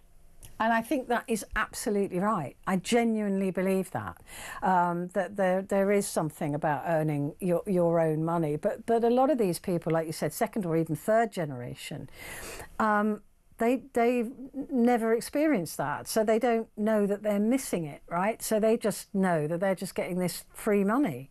Yeah. And we're back in a position now where a large family can be earning as much as a smaller family that goes out to work. No, they're actually earning more. Petrie. You're looking at some people earning 70 grand a year on benefits. Yeah, and I know people locally that are having 3 trips abroad a year and none of them work. Now, that can't possibly be right when you've got... It was never meant to be that, was it? It was never meant to be a lifestyle. And we've turned benefits, and this government is exacerbating that, turning benefits into a lifestyle choice. Yeah, they're there to... the whole system was there to support people who genuinely may have lost their jobs or they may have been ill or something. They were there to support genuine people. And that is absolutely right. But not to say, oh, let's just make up this. Let's say it used to be a bad back. Now it's, I've got medical, problems. I've got, mental health problems. It's a lot of it, and I'm not saying all of it, because I know a lot of people who genuinely have had, and I've known people that's had serious medical problems. But, some of them are just living on it now, but the government, they're not even interviewing these people. I know. So, the whole thing is done online or over the phone, and they've no idea about these people. I agree, and that you see, the thing is that if we all lose faith in a system, then the system fails, right? I mean, and that's not right, because most of us support a welfare state based on the origins of that concept, right? Which is to support people who absolutely can't work, those who are disabled, those, you know, they absolutely can't work, and then it was supposed to be a short-term support for people who fall out of work, or a factory closes and they lose their job and there's nothing else in the area, so you've got to give them a bit of time to find something else. That was what it was intended to be. It wasn't intended to be, again, this monster that is supporting the, you know, 8.3 million people are on universal credit, but it's nearly, you know, it's a bigger number than that are claiming benefits of some kind or other, and it's just growing bigger and bigger and bigger, and it will collapse in on itself. I mean, that's the thing. If the government doesn't get a grip of it, if a government doesn't get a grip of it, then we won't have a welfare state. It's the same as the NHS. Yeah, but you know, the NHS as well, and you know, we've all benefited from it at some stage in our lives. Yeah. But throwing money at a system that is not working is not the answer. You've got to fundamentally look at it, review it, and make reforms. But when you're paying, you know, tens, hundreds of thousands to people who have got fictitious jobs such as DEI and all the rest of it, it does not help people's confidence in the system. No. But it doesn't help people's confidence in a system where you can earn more. I mean, some of these people are earning, you know, like I said it I say earning, they're being given, you know, let's say a job that they would have to be on 45 grand a year to get the same standard of living. And they wouldn't have a chance of getting a job on 45 grand a year. So they don't bother trying. No, they won't. They can get the same money from not working, then, I mean, I sort of support the idea of people who can't work more than 16 hours a week. But again, that's being taken advantage of, because people refuse to work more than 16 hours a week because they'll lose their benefits. Exactly. So, and you know, it used to be that if you suddenly lost a job or you were unemployed, you had to attend the labour exchange or the dole office or whatever it was called, and you were offered jobs that were available, right? And if you didn't take them, down, yeah, you know, your benefits was cut, and you know, that's absolutely right. You know, not everybody can be, you know, top class surgeon or whatever, but once you can get more money by not working to people who do go out to work every morning. They talk about, you know, your alarm goes off at 6 o'clock or whatever. Yeah. You know, these are the people that keep this country going.